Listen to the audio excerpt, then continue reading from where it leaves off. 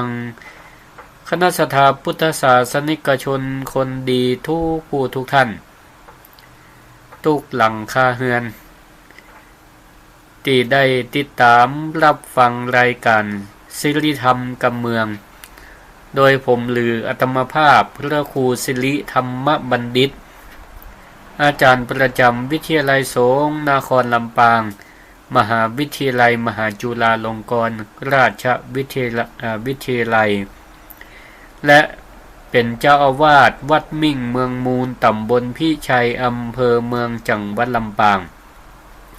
เบอร์โทรศัพท์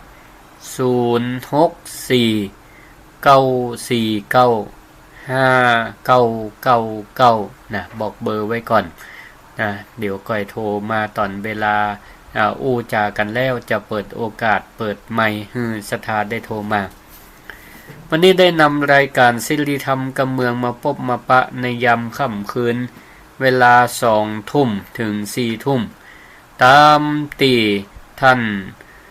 ผู้อำนวยการสถานีวิทยุคลื่นสีขาวก็คือท่านอาจารย์พระครูอภิวัฒนวิกรมเจ้าคณะตำบลดอยหล่อเขต 1เจ้าวาดวัดปากตังเจริญผู้อำนวยการสถานีวิทยุคลื่นสีขาวเพื่อชาวประชาซึ่งตั้งอยู่สถานีณวัดปากตังเจริญอำเภอดอยหล่อจังหวัดเชียงใหม่และนอกจากนั้นก็ทราบว่ามีหลายๆสถานีได้เกาะลิงก์เกี่ยวสัญญาณกันไปครอบคลุมหลายพื้นที่หลายจังหวัดด้วยกันเป็นต้นว่าตั้งลำพูนลำปางพะเยาแป่น่านเชียงใหม่ก็เกือบจะครบนะแต่แม่ฮ่องสอนนี่ยังบ่เคยได้ยินศรัทธาโทรเข้ามาแนะนำรายการว่าฟังตั้งคลื่นแม่ฮ่องสอนหรือว่ามีถ้ามีก็เดียวโทรเข้ามาเนอะศรัทธาญาติโยมทั้งหลายก็หลายท่านที่ได้ฟังสถานีวิทยุจากคลื่นเครือข่ายต่างๆที่เปิ้นได้อนุเคราะห์แบ่งปันเวลาให้พระนักเผยแผ่ได้ออกรายการวิทยุกันก็โดยเอาคลื่นสีขาวเพื่อชาวประชาเป็นแม่ข่ายก็ต้องขออนุโมทนายิ่งถึงแม้ว่าเจ้าของสถานีเปิ้นจะทำสถานีขึ้นมาเพื่อเชิงธุรกิจแต่เปิ้นก็ยังมีจิตใจเป็นบุญเป็นกุศลหันว่าศรัทธาญาติโยมอยู่ทั้งบ้านทั้งจองอีป่ออีแม่ทั้งหลายมีความสนใจในการฟังธรรมะมีความสนใจในการฟังธรรมะพ่องก็ฟังมาตั้งแต่ตื่นเจ้าตั้งแต่ตี 3เป็นต้นมาฟังครูบาอาจารย์จุตนจุองค์ออกรายการธรรมะแต่เจ้าปลุกให้ตื่นแล้วก็ทำการทำงานนึ่งเข้าดังไฟเนี่ยกับเข้ากับป่าเลี้ยงดูคนในครอบครัวไปตัวฟังธรรมะไปตัวก็ได้ประโยชน์ถึง2 ต่างดีบดีก็กับเข้าแต่ละมือนั่นก็ลำเพราะว่าได้ใส่ใจเข้าไปตัวกับเข้าจะลำนี่มันอยู่ที่ใจแห่งกรรมมันไม่ใช่อยู่ที่เครื่องปรุงอย่างเดียวเครื่องปรุงบางเทื่อทำตามสูตรแต่บ่ได้ใส่ใจลงไปนี่ก็อาจจะจังพริกจังเกลือกะรสชาติบ่กลมกล่อมกะอย่างนี้เป็นต้นก็เป็นการยกตัวอย่าง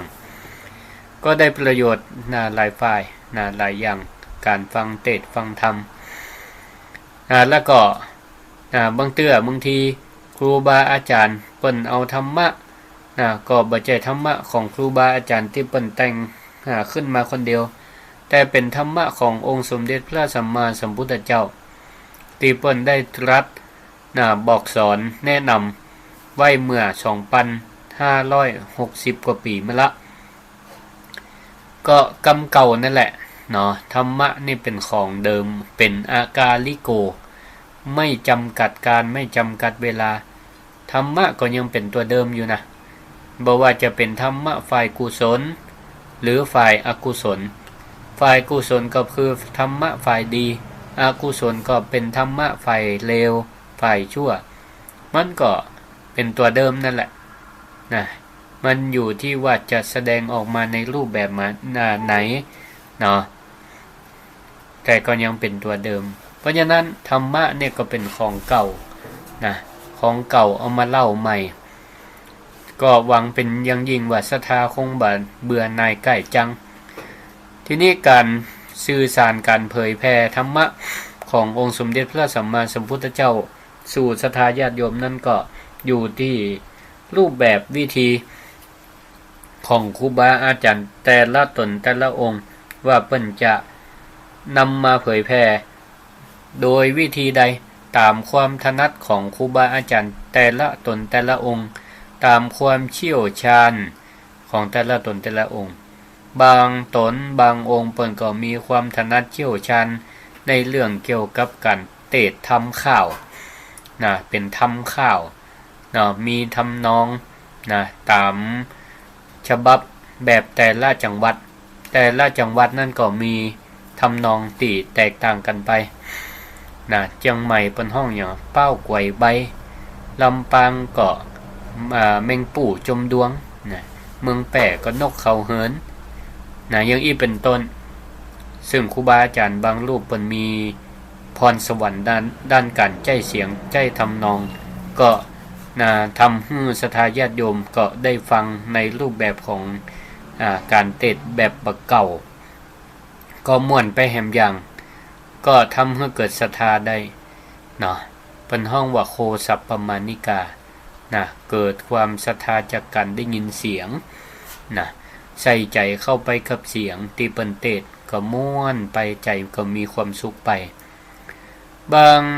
รูปบางตนบางองค์ก็ถนัดในการเทศเป็นภาษากลางบรรยายเป็นภาษากลางก็ดีนะสำหรับศรัทธาญาติโยมทั้งหลายบางเตื่อมาอยู่ตั้งภาคเหนือเนาะก็เป็นคนภาคกลางก็มีหลายนะโทรเข้ามาในรายการนะอีปออีแม่หลายผู้หลายท่านเป็นคนภาคกลางแต่ก็สามารถฟังได้ทั้งภาษาภาคกลางแล้วก็ภาษากำเมืองก็มีนักมีหลายบางรูปบางตนก็เทศเป็นบรรยายเป็นภาษากำเมืองแบบเฮาเข้าใจกันคนเมืองก็ฟังเข้าใจนะคนไทยก็ฟังเข้าใจมาบางท่านเพิ่นก็มาอยู่เมินฟังจนพอเข้าอกเข้าใจได้อย่างรายการศิริธรรมกำเมืองนะฟังชื่อศิริธรรมกำเมืองศิริธรรมก็คือมาจากชื่อนะผู้นะบรรยายผู้นี่แหละคือพระครูศิริธรรมบัณฑิตแล้วก็กำเมืองนะก็เป็นภาษากำเมืองนะหรือเอากำงามกำดีมานะได้ผู้หลายท่านก็ติดปากบางเตื้อจำชื่อคนบ่ได้แต่จำชื่อรายการได้อันนี้ก็ศิริธรรมกำเมืองก็แม่นละเห็นเนาะอย่างนี้เป็นต้นแล้วก็มาฟังธรรมะกันได้ทุกเวลาศรัทธาญาติโยมว่างเวลาไหนก็ฟังเทศน์ฟังธรรมกันเวลานั้นก็ทราบว่า1ค่ำ1ดึกนี้สถานีเครือข่ายที่เกาะลิงสัญญาณจากคลื่นสีขาวนี่ก็เพิ่มขึ้นก็เป็นโอกาสที่ดีที่ศรัทธาญาติโยมอยู่ต่างจังหวัดหลายๆที่ก็มีโอกาสได้ฟังธรรมะกันไปโดยนะอย่างที่ได้ไปนั่นแหละว่าธรรมะมันเป็นของเก่าของเดิมนะไม่ใช่เป็นของแต่งใหม่เป็นของเก่าของเดิมเพียงแต่มาปรับรูปแบบการเผยแพร่ว่าจะมันเหมาะสมสอดคล้องกับท่านผู้ฟังจะใดเท่านั้นเองนะมันจะถูกจริตกับผู้ฟังจะใดนั่นเองนะก็ถือว่าศรัทธาญาติโยมทั้งหลายได้ฟังบ้างพ่องก็จนประจำได้จับประเด็นได้ว่าอันนี้เคยได้ยินมาละหลวงปู่หลวงพ่อหลวงพี่หลวงเอาตู้เอาเปิ้นมาละก็บ่เป็นหยังเนาะเปิ้นว่าอานิสงส์ของการฟังเทศน์ฟังธรรม1ได้ฟังเรื่องใหม่นะ ได้ยินเรื่องใหม่จากที่บางคนบ่เคยได้ยินได้ฟังก็มาได้ยินได้ฟังตีนี้ครั้งนี้นะได้ฟังเรื่องใหม่2ได้วิจัยเรื่องเก่านะได้วิจัยเรื่องเก่าก็คือว่าบางเทื่อเรื่องเดิมนั่นน่ะได้ยินมาแล้วเฮาก็ฟังแล้วฟังแหมฟังซ้ำมันก็จะได้น่าจำเนาะได้ยืนยันความถูกต้องของธรรมะเคยฟังมาแล้วหัวข้อนี้มีจำนวนกี่ข้อ4ข้อ5ข้อครูบาอาจารย์รูปใหม่มาก็ยังยืนยันอยู่ว่าธรรมะก็ตัวเดิมความหมายเหมือนเดิมมีจำนวนข้อเหมือนเดิมนี่เปิ้นฮ้องว่าได้วิจัยเรื่องเก่าบรรเทาความกังขาบรรเทาความกังขาหมายความว่าเมื่อเฮาได้ยินได้ฟังแล้วเคยคำอกคำใจมาเมินผ่องก็มีความสงสัยในข้ออัดข้อธรรมก็เคยได้ยินเปิ้นว่ามาบางเทื่อก็บ่เคลียร์แจ่มแจ้งมันหมายความว่าจะได้มาฟังข่าวนี้ก็มีความแจ่มแจ้งชัดเจนนักขึ้นมีความเข้าอกเข้าใจนักขึ้น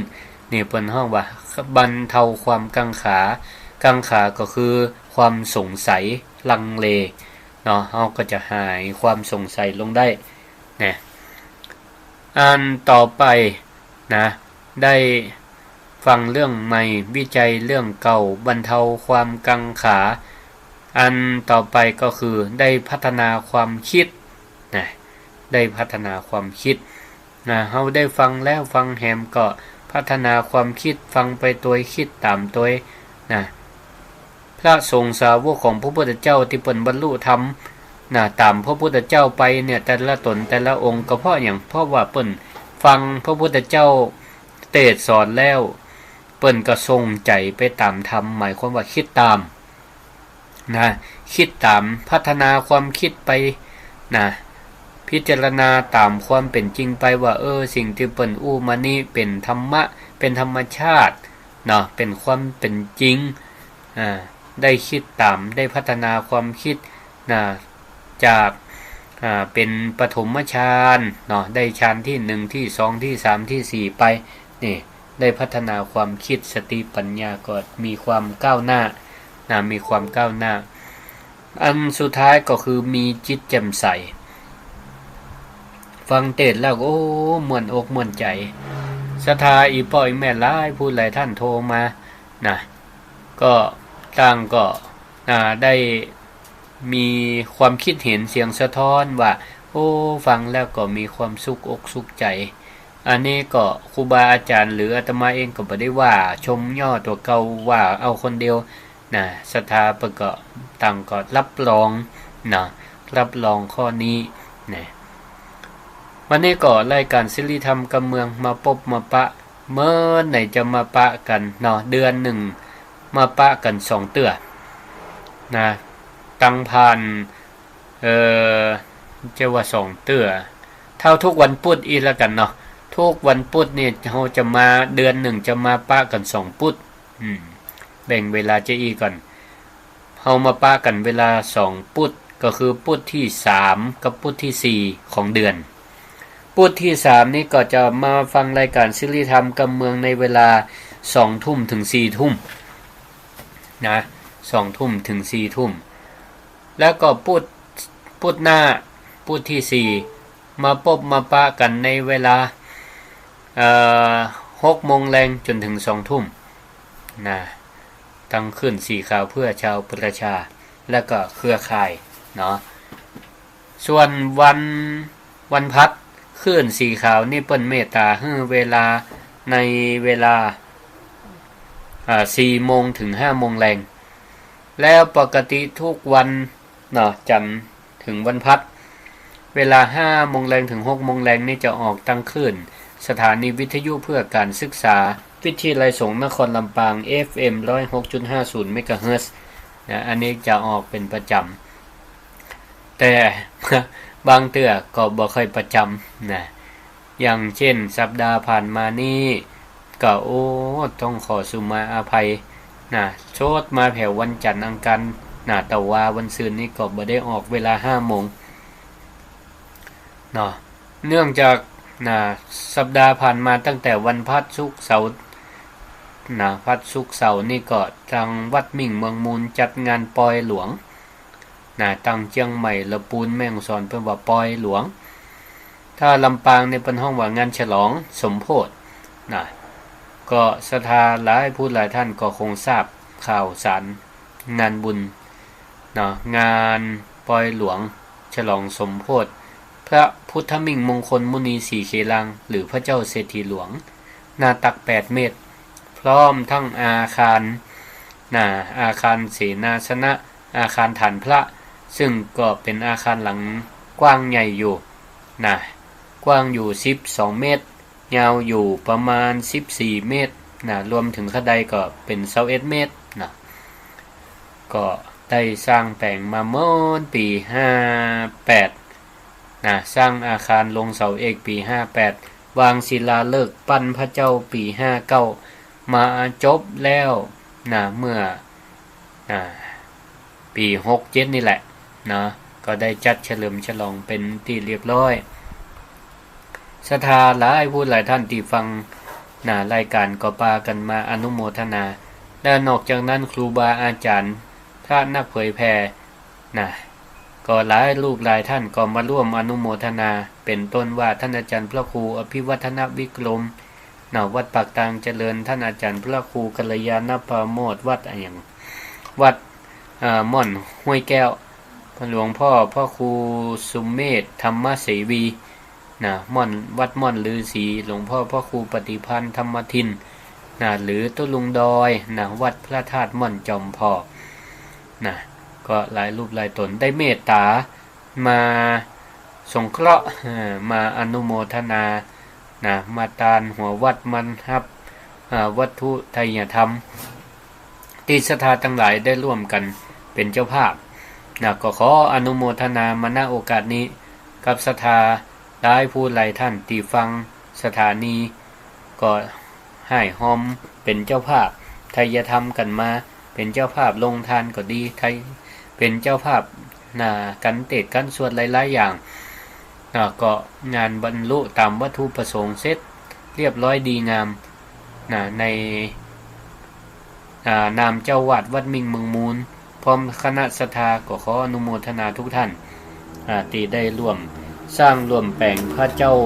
เศรษฐีหลวงด้วยกันก็การที่เฮาได้ปากันสละทรัพย์มาก่อสร้างนั่นก็ไว้เพื่อเอาไว้เป็นที่สักการะบูชาและก็เป็นเครื่องเตือนจิตเตือนใจสร้างเพื่อเป็นพุทธานุสติพุทธานุสติก็แปลว่าเป็นการตามระลึกถึงพระพุทธเจ้าแก่ผู้สัญจรไปมาที่วัดนี้อยู่ติดตามเมื่อคนขับรถผ่านไปผ่านมาวุ่นก็เป็นธรรมเนียมปฏิบัติเนาะเป็นธรรมเนียมที่เฮาเคยทำกันศรัทธาญาติโยมทั้งหลายเวลาขับรถไกลบ่ว่าจะเป็นพระเจ้าศาลพระภูมิเทวรูปอย่างต่างๆนี่ผสมกันหมดแต่ก็จะแสดงออกซึ่งความเคารพบ่ใช่ว่าขับรถเครื่องแล้วมายกมือไหว้ อย่างนี่อันตรายอยู่แต่เปิ้นจะใช้วิธีการกดแกเนาะตินตันเนี่ยเป็นการแสดงเคารพก็ยังดีเนาะบางพ่องก็เคยขับรถบวยพอหันพระพุทธรูปเด่นตั้งงานอยู่ข้างตังก็ชะลอร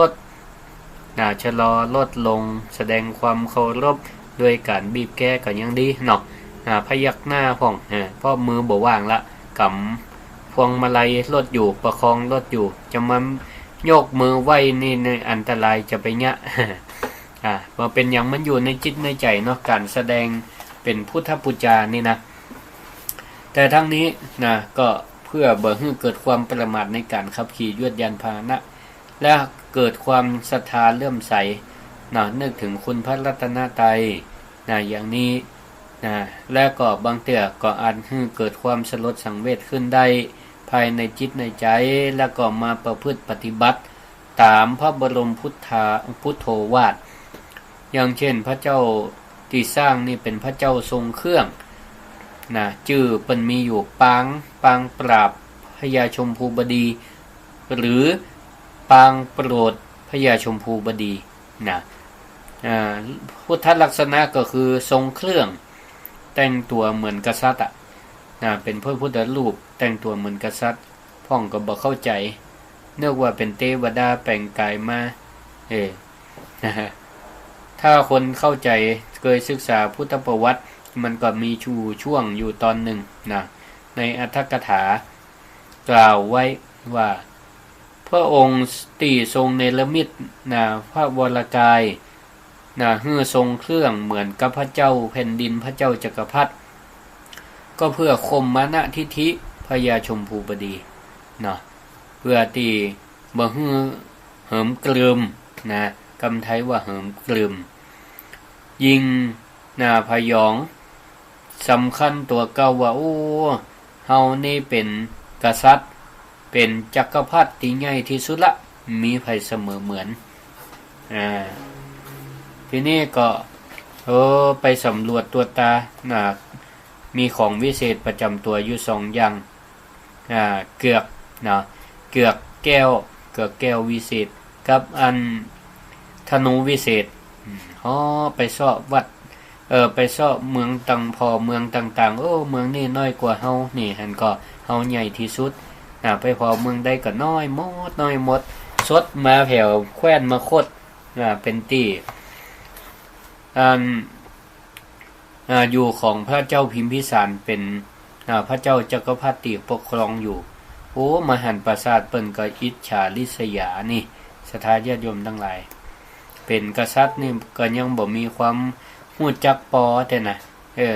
รวยแล้วก็จะรวยแหม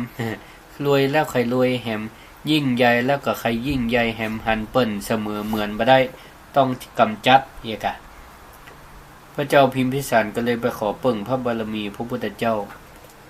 พระพุทธเจ้าก็เลยเชื้อเชิญให้พระยาชมพูบดีเนี่ยได้มาเฝ้าได้มาหาแต่อันนี้ก็ยังว่านั่นแหละศักดิ์ศรีความเป็นกษัตริย์มานะทิฐิเหนือตนเหนือตัวครอบงำคิดว่าตัวเก่าเป็นกษัตริย์ใหญ่ที่สุดมีไผเหมือนพระพุทธเจ้าฮู้ว่าราชจิตอีก็เลยแถลงเป็นพระเจ้าเศรษฐีคนเมืองห้องว่าพระเจ้าเศรษฐีก็คือพระเจ้าจักรพรรดิใส่มงกุฎใส่หยังนี่เหมือนกษัตริย์ทุกประการเพื่อข่มทิฐิข่มความคิดความเห็นของพญาชมพูบดีนั่นแหละนี่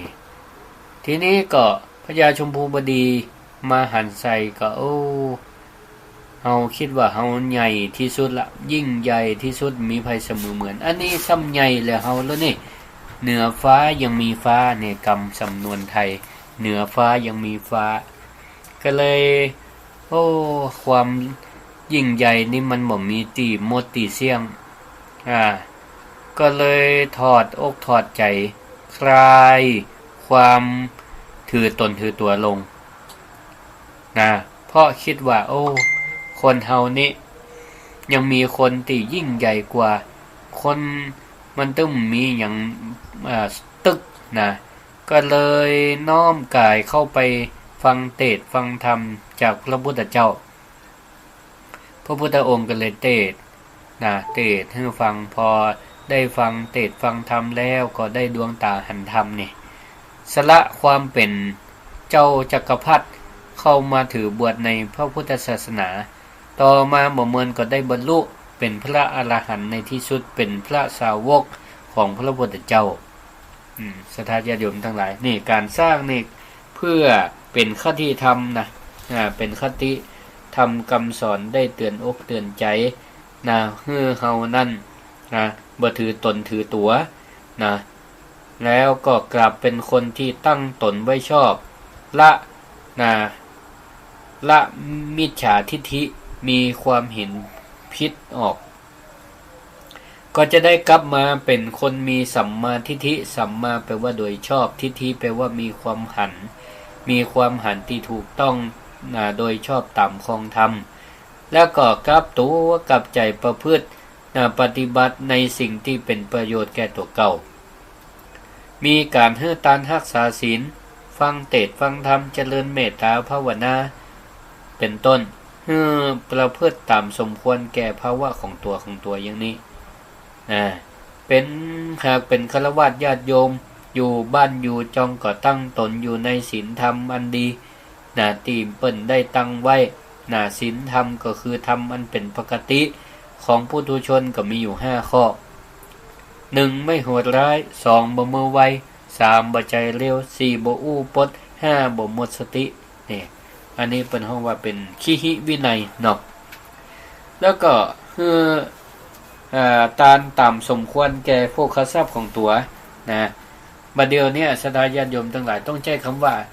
บริจาคหรือร่วมทำบุญได้ตามกำลังทรัพย์ แต่หลายๆตีมักจะใช้คำว่าตามจิตศรัทธาตามกำลังศรัทธามาวิเคราะห์ไปนี่มันแบบน่าจะเกี่ยวกับการว่าตามกำลังศรัทธานั่นหมายความว่าศรัทธานักกับตานักศรัทธาน้อยกับตาน้อยบ่ใจบางคนมีศรัทธานักแต่กำลังทรัพย์บ่พอเปิ้นอาจจะบ่หอมเลยก็ได้แต่อนุโมทนาใหม่กับเปิ้นปัตตาอนุโมทนายกมือ10นิ้วว่าโอ้ขออนุโมทนาบุญกับป่อเลี้ยงแม่เลี้ยงคำเปิ้นได้เป็นเจ้าภาพได้สร้างได้แปลงเสนาสนะบัดนี้เปิ้นได้ฉลองเฮาก็อนุโมทนากับเปิ้นห้องว่าปัตตานุโมทนาใหม่บุญอันเกิดจากการ อนุโมทนาหรือ พอมีกำลังทรัพย์อยู่พ่องก็ต่ำกำลังทรัพย์แล้วเมื่อมันเกิดความเดือดร้อนกับตัวเก่าและครอบครัวได้ต่อหลายเหตุการณ์บางคนก็ศรัทธาเกินไปสัตว์เปิ้นห้องว่าศรัทธางมงายบ่ลืมหูลืมตาบางทีก็มีตัวใดกระตานไปเหี่ยวหมดจนลืมพ่อตัวเก่าพ่อญาติลูกหลานตันเต้าบางทีแปลงตาปิ๊บป้อมมีหยังจะกินอย่างอี้เป็นต้นก็ทำให้มันพอดิบพอดีอย่างนี้เป็นห้องว่าการ ตามสมควรแก่พวกขทรัพย์ของตัวเก่าถ้ามีความรู้สึกทราบซึ่งในจิตในใจเลื่อมใสจนละฆราวาสวิสัยเข้ามาออกสู่เนกขัมมะการบรรพชาอุปสมบทตั้งตนไว้ชอบอยู่ในศีลาจารวัตรของบรรพชิตก็โดยการยึดเอาปาติโมกขสังวรเป็นเครื่องดำเนินชีวิตก็คือรักษาศีลเพิ่มขึ้นเป็นจากฆราวาสเป็นเณรก็จากศีล5เป็นศีล10จากสามเณรเป็นพระสงฆ์ก็มีวินัย227ข้ออย่างนี้เป็นต้นนี่ก็ถือว่าเฮาท่านทั้งหลายได้ช่วยกันก้ำจูยังพุทธศาสนาเพื่อยืนยาวออกไปตลับต่อเต้า 5,000 ปีเพราะฉะนั้นการสร้างพระสร้างพระพุทธรูปก็มีประโยชน์หลายสถานสามารถอำนวยผลให้แก่คนสร้างได้ทัศนาได้หู้ได้หันปัจจุบันบวชในชาตินี้และชาติหน้าได้เหมือนกับพระเถระรูปหนึ่งที่บำเพ็ญกรรมฐานอยู่ที่ประเทศขอบชายแดนพอวันหนึ่งก็ได้ทัศนาหรือว่าได้หันพระพุทธปฏิมากรหันพระพุทธรูปองค์หนึ่งก็เกิดความสลดสังเวชระลึกถึงพระพุทธคุณระลึกถึงพระปัญญาคุณของพระพุทธเจ้าว่าพระองค์ทรงมีปัญญาเป็นผู้รู้ผู้ตื่นผู้เบิกบานโดยธรรมก็ได้หันพระปัญญาคุณพระบริสุทธิคุณและพระมหากรุณาธิคุณอันหาประมาณบ่ได้ก บำเพ็ญเพียรปฏิบัติสมณธรรมจนได้บรรลุเป็นพระอรหันต์พ้นจากสังสารวัฏพ้นจากสังสารทุกข์ในวันนั้นเองเพราะฉะนั้นพระพุทธเจ้าของเราจึงได้ตรัสว่าการได้หันพระพุทธรูปถือว่าเป็นทัศนานุตตริยะอันประเสริฐแปลว่าทัศนานุตตริยะก็คือเป็นการหันอันประเสริฐนั่นเองเพราะเราได้ทำเพราะทำให้เราได้ทัศนะได้ตื่นจากบาปอกุศลการที่เราได้ฮู้ได้หันได้ยินได้ฟังเรื่องราวเกี่ยวกับพระพุทธเจ้าก็เนี่ยคือเราได้ละบาปอกุศลบางทีชั่วคราวหรือได้ตื่นจากบาปอกุศลจนถาวรก็ได้บ่หลงงมงายบ่หลงงมงายตามฤทธิ์ประเพณีที่แบบเกี่ยวข้องในทางพระพุทธศาสนาหันแล้วก็ป้ากันสวดบทพุทธคุณก็ได้บทอิติปิโสภะคะวะอะระหังสัมมาเป็นต้นบทสวากขาโตสุปฏิปันโนอย่างนี้เป็นต้นก็ต้องได้หันพระพุทธเจ้าได้หันหรือหันพระพุทธปฏิมากรเป็นว่าหันพระพุทธรูปหื้อหันตั้งในตัวหันพระพุทธเจ้าก็หื้อหันตั้งในตัวผู้ใดเห็นธรรมผู้นั้นเห็นเราพระพุทธองค์เคยตรัสไว้บอกแก่พระอานนท์ไว้ว่าในอนาคตไปหน้าถ้าเราตถาคตปรินิพพานไปแล้วจากการที่จะได้หันพระพุทธเจ้านี่เปิ่นก็แนะนำอยู่ว่าเนี่ยจะใดก็หมายความว่าใครหันพระพุทธเจ้าก็ไม่ยากก็ฮื้อหันธรรมะก่อนฮื้อเฮียนฮู้ธรรมะเข้าใจในธรรมะถ้าไผเข้าใจในธรรมะได้แล้วเพิ่นว่าผู้ใดเห็นธรรมผู้นั้นก็เห็นเราอย่างนี้ศรัทธาญาติโยมท่านทั้งหลายเพราะอย่างนั้นนี่เราก็จึงฮู้แล้วว่าอานิสงส์ของการที่เราได้ช่วยกันสร้างแปลงก็เป็นประโยชน์ทั้งหลายอย่างทั้งเป็นประโยชน์ทั้งธรรมะสอนใจและได้จันลงพระพุทธศาสนาเชิงสัญลักษณ์เอาไว้สมัยอดีตก่อนเฮาฮู้ได้ว่าพระพุทธศาสนาเจริญรุ่งเรืองก็เพราะว่าเฮาได้ฮู้ได้หันล่องรอยหลักฐานโบราณวัตถุต่างๆบ่ว่าจะเป็นอาคารสถานที่ปรักหักพังโบสถ์เจดีย์วิหารและแม้กระทั่งพระพุทธรูปต่างๆบางบางองค์ก็ยังสมบูรณ์ดีอยู่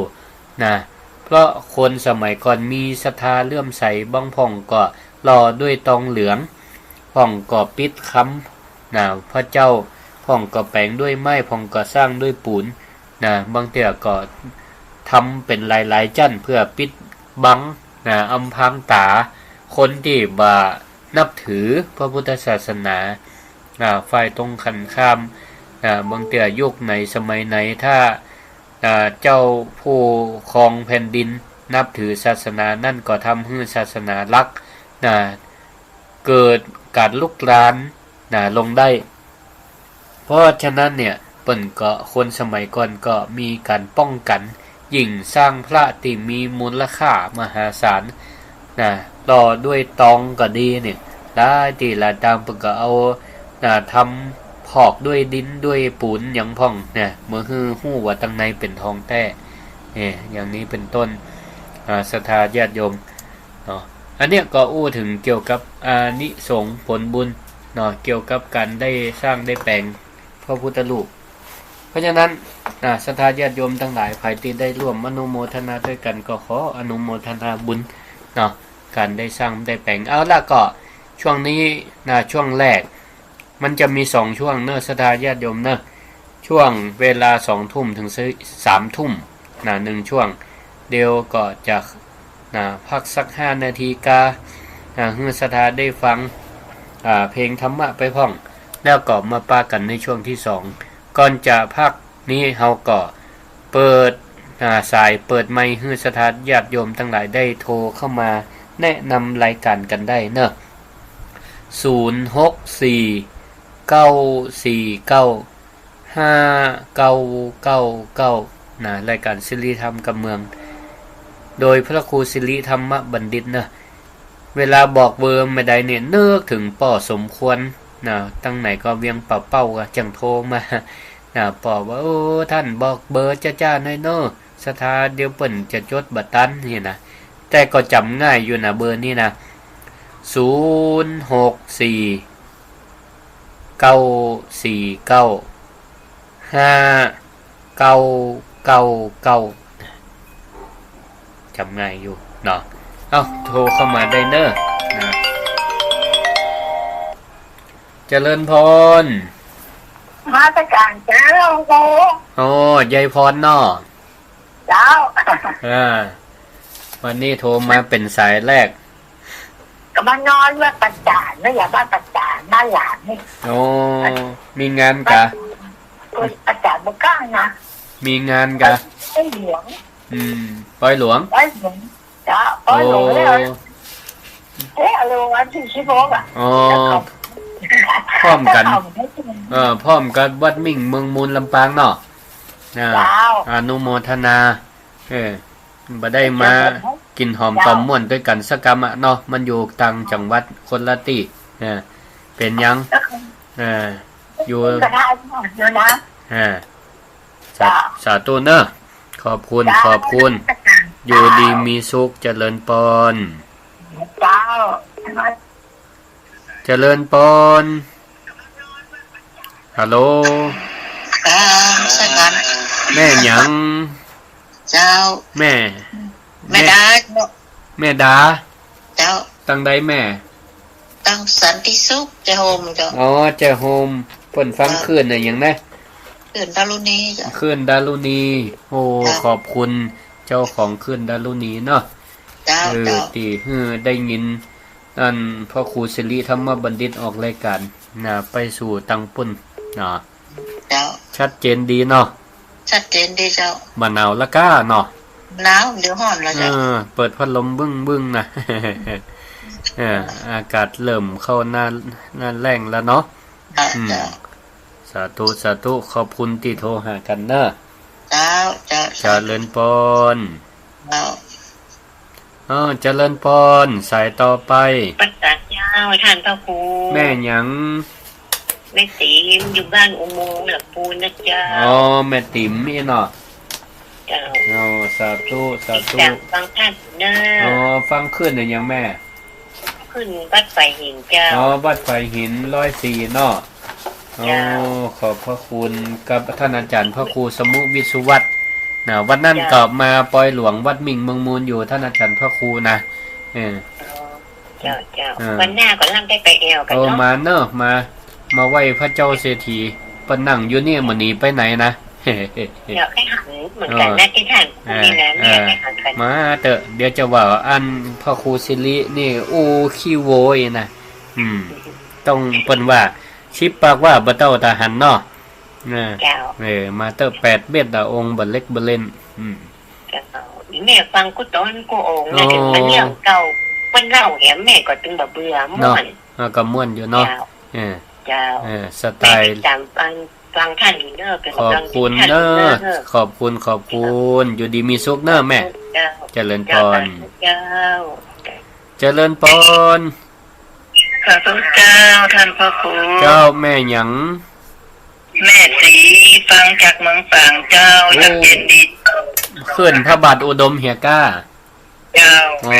หลวงพ่อพ่อครูเจ้าคณะอำเภอเมตตาลิ่งสัญญาณศรัทธาเมืองฝางเพิ่นก็ฟังกันนักกันหลายเนาะฟังหลายเจ้าดีถ้าแล้วก็ไปงานตันเตียนอยู่สาธุบุญขอบคุณหลายๆที่โทรหากันเนาะเจ้าสาธุเจ้าเจริญพรไปสาเจ้าเข้าหาแม่หยังเจริญพรแม่จังคำเจ้าบ้านมันชุกเหนือเพื่อวังเหนือเจ้าวังเหนือฟังขึ้นหยังดารุนี้กะดารุนี้เจ้า103สาธุชัดเจนดีเนาะคนวังเหนือนี่ผมฟังเนาะ ตะกี้ก็วังเหนือฟังกูโจนน่ะโอ้ระดับเป็นระบอกโมมันจำไม่ได้บอกโมอันนี้บอกนี่เจ้าใครที่บอกโมมันเนี่ยก็พระอันนั่นแหละพระครูอันนี้พระนั่นเองพระครูเนี่ยก็สีอันวัดปัดฟังตัวเล่นนั่นเองอ๋อพระครูอภิวัตรน่ากันได้สาธุสาธุสาธุอยู่ดีมีสุขแม่เจริญพรเจริญพรพระเจ้าสังฆปูแม่อุ้ยเนี่ยแม่จับแต่เมืองไม่ฟังอยู่แม่เจ้าโอ้เสมองพุ่นนะเจ้ากำลังออกเนาะแม่นเคยได้ยินสักครั้งแล้วเนาะอ๋อยังแต่ก็ออกหลายครั้งแล้วนะเคยได้ยินสักครั้งแล้วเหรอสาธุไหว้สาธุเจ้าขอบคุณเนอร์แม่เนอร์แม่วางเรดิโอนะเจ้าอ๋อแม่วางเรดิโอขอบคุณเจ้าของสาธุอยู่ดีมีสุขเนอร์สาธุเจ้าเจริญพรไหว้สาธุเจ้าแม่หยังแม่สมศรีเวียงป่าเป้าเจ้าเวียงป่าเป้าฟังคืนดารุณีกะขึ้นเจ้าสาธุได้ยินชัดเจนดีเจ้าชัดเจนดีเนาะขอบคุณหลายฟังคักโทรมาครั้งแรกเนี่ยฟังแม่เจ้าอนุโมทนาขอบคุณนักที่โทรมาให้กำลังใจเนาะเจ้าสาธุอยู่ดีมีสุขรักในป้าสักครั้งเนาะมาเตอร์มาเอววัดมิ่งเมืองมูลนี่เนาะตำบลพิชัยอำเภอเมืองจังหวัดลำปางเวียงป่าเป้านี่กับเมื่อวันที่17นี่กับเวียงป่าเป้าปกมารอหลวงปู่งานหลวงปู่ดอยกับแม่ชีหลวงปู่ดอยวัดพระธาตุจอมพอนะกับแม่ชีอันนี้ก็ไหลกัดสถาเปิ่นมามีโอกาสก็ไม่เอวหากันเนาะสาธุเนอะอยู่ดีมีสุขจะเลินปอนไหว้สาธุเจ้าเจริญพรฮัลโหลรับสายแล้วเนอะพระอาจารย์เจ้าแม่พันเนอะแม่หยังแม่เลื้อนเซนต่อวังเหนือลำปางเจ้าแม่เลื้อนเซนต่อโทรหากันจันมันแล้วล้อเนาะจ้าเซนต่อวังเหนือสาธุวังเหนือเจ้าฟังคืนดันโลนี้จังหวะทั้งคืนก็พิธีเจ้าแม่ขจารแม่ขจารเรดิโอขอบคุณเจ้าของจะเห็นเลยนะขอบคุณมากๆแม่สาธุกำลังใจอาจารย์นะขอบคุณมากๆขอบคุณหลายๆสุขภาพแข็งแรงอยู่ดีมีสุขเจริญพรอาจารย์เจ้าฟังดีเจ้าแม่หยังแนะนำคำเตอะฮะดูสีที่วัดตองเจ้าฟังวันดูสีแต่บนเวลาพอดอกคำใต้วัดสายยาวพะเยามันน่ะดอกคำใต้โอ้เห็นน้อยปัจจะมีสนามบินแล้วนี่ดอกคำใต้อ่ะหันออกข่าวแต่ว่าบนไปสำรวจนี่เห็นน้อยจะไปขึ้นเครื่องบินกันปุ่นนะเนาะแมวเราคำใต้ของเจ้าเด็กเนอะเตรียมกับข้าวกับป่าเวอันเนี่ยเนาะจะไปฉันปุ่นอ่ะสาธุขอบคุณหลายๆแม่โทรมาหากันเนาะสาธุเจริญพรเจริญพรไอ้เจ้าทั้งมาเขาเจริญพรแม่หยังแม่หลงที่บ้านบวกกับเฮยเจ้ายูรี่เนาะเจ้ายูรี่บ้านปกติวันนั้นกระโดดปกติวันนี้โจกดีนี่หมดมาตานเปลี่ยนแล้วหมดนี่ไทยจะมีโจกนี่ไม่ฟังเตี้ยโทษทีศรัทธาหลายตีหลายตังเนาะโทรพร้อมกันไม่ฟังก็ตุนก็ดีละเนี่ยธรรมะปกปักรักษาเนาะเนี่ยปกคารมะเนี่ยเป็นเก่งมาเข้ามาธรรมะเนาะตื่นมาก่อนจะฟังธรรมะเข้านอนก็ฟังธรรมะเนาะดีละธรรมะคุ้มครองสาธุขอบคุณแม่เจริญพร เจริญพรแม่สาเจ้านะพระครูเจ้าเจ้าแม่หยังอันนี้ตั้งตรงหนองเลี้ยงเป้าเจ้าเวียงป่าเป้าโตวันนี้เวียงป่าเป้าโทรมาหลายสายกันนำดีละฟังอยู่เจ้าแม่ขจันเรดิโอกะเปิ้นฟัง94เจ้า94โอ้ดีเครือข่ายเปิ้นกว้างไกลดีละอนุโมทนาเป็นกำลังใจนะเจ้าขอบคุณหลายๆขอบคุณมากๆเจริญพรอยู่ดีมีสุขแม่สาธุเจ้าเจริญพรเจ้าไว้สาเจ้าแม่หยังก็แม่นวลมันกะเจ้าฟังกับไปเห็นเทพเสด็จเจ้าโอ้ฟังขึ้นเทพเสด็จเนาะเจ้าโอ้สาธุเคยโทรหากันแล้วนี่เนาะเคยโทรเจ้ากะเคยโทรเจ้าครั้งแรกเนาะสาธุบุญขอบคุณหลายๆแม่นวลมันก็แม่นวลฟังกับไปสันกำแพงโอ้ตำบลเหตุเสด็จขอบคุณขึ้นอย่างนี้แม่ฟัง104เจ้า104วัดไฟหินล่ะเจ้าโอ้สาธุขอบคุณที่โทรหากันเนออยู่ดีมีสุขเจริญพรสาธุเจริญพรไม่สาเจ้านี่ยังไงนะเจ้าแม่บัวโอ้เปิดพัดลมแล้วนี่โอ้จังไม่2บ้านนี่หนาวอ่ะอันนั้นเหมาะแม่เงยใส่เสื้อกันหนาวอีกนะเนี่ยประเดี๋ยวเนี่ยอากาศเย็นอ่ะปล่อยลมมาทั้งเพของเนอะปล่อยมันล่องไปทางลำปางมันเนาะนั่นอากาศล่องมาลำปางห้องสันทรายเพหนาวนะจังไม่สันทรายนะแต่มันอยู่ตั้งนอกก็ถ้าจะเย็นอยู่วันคืนวันที่15พุทธาภิเษกพระเจ้า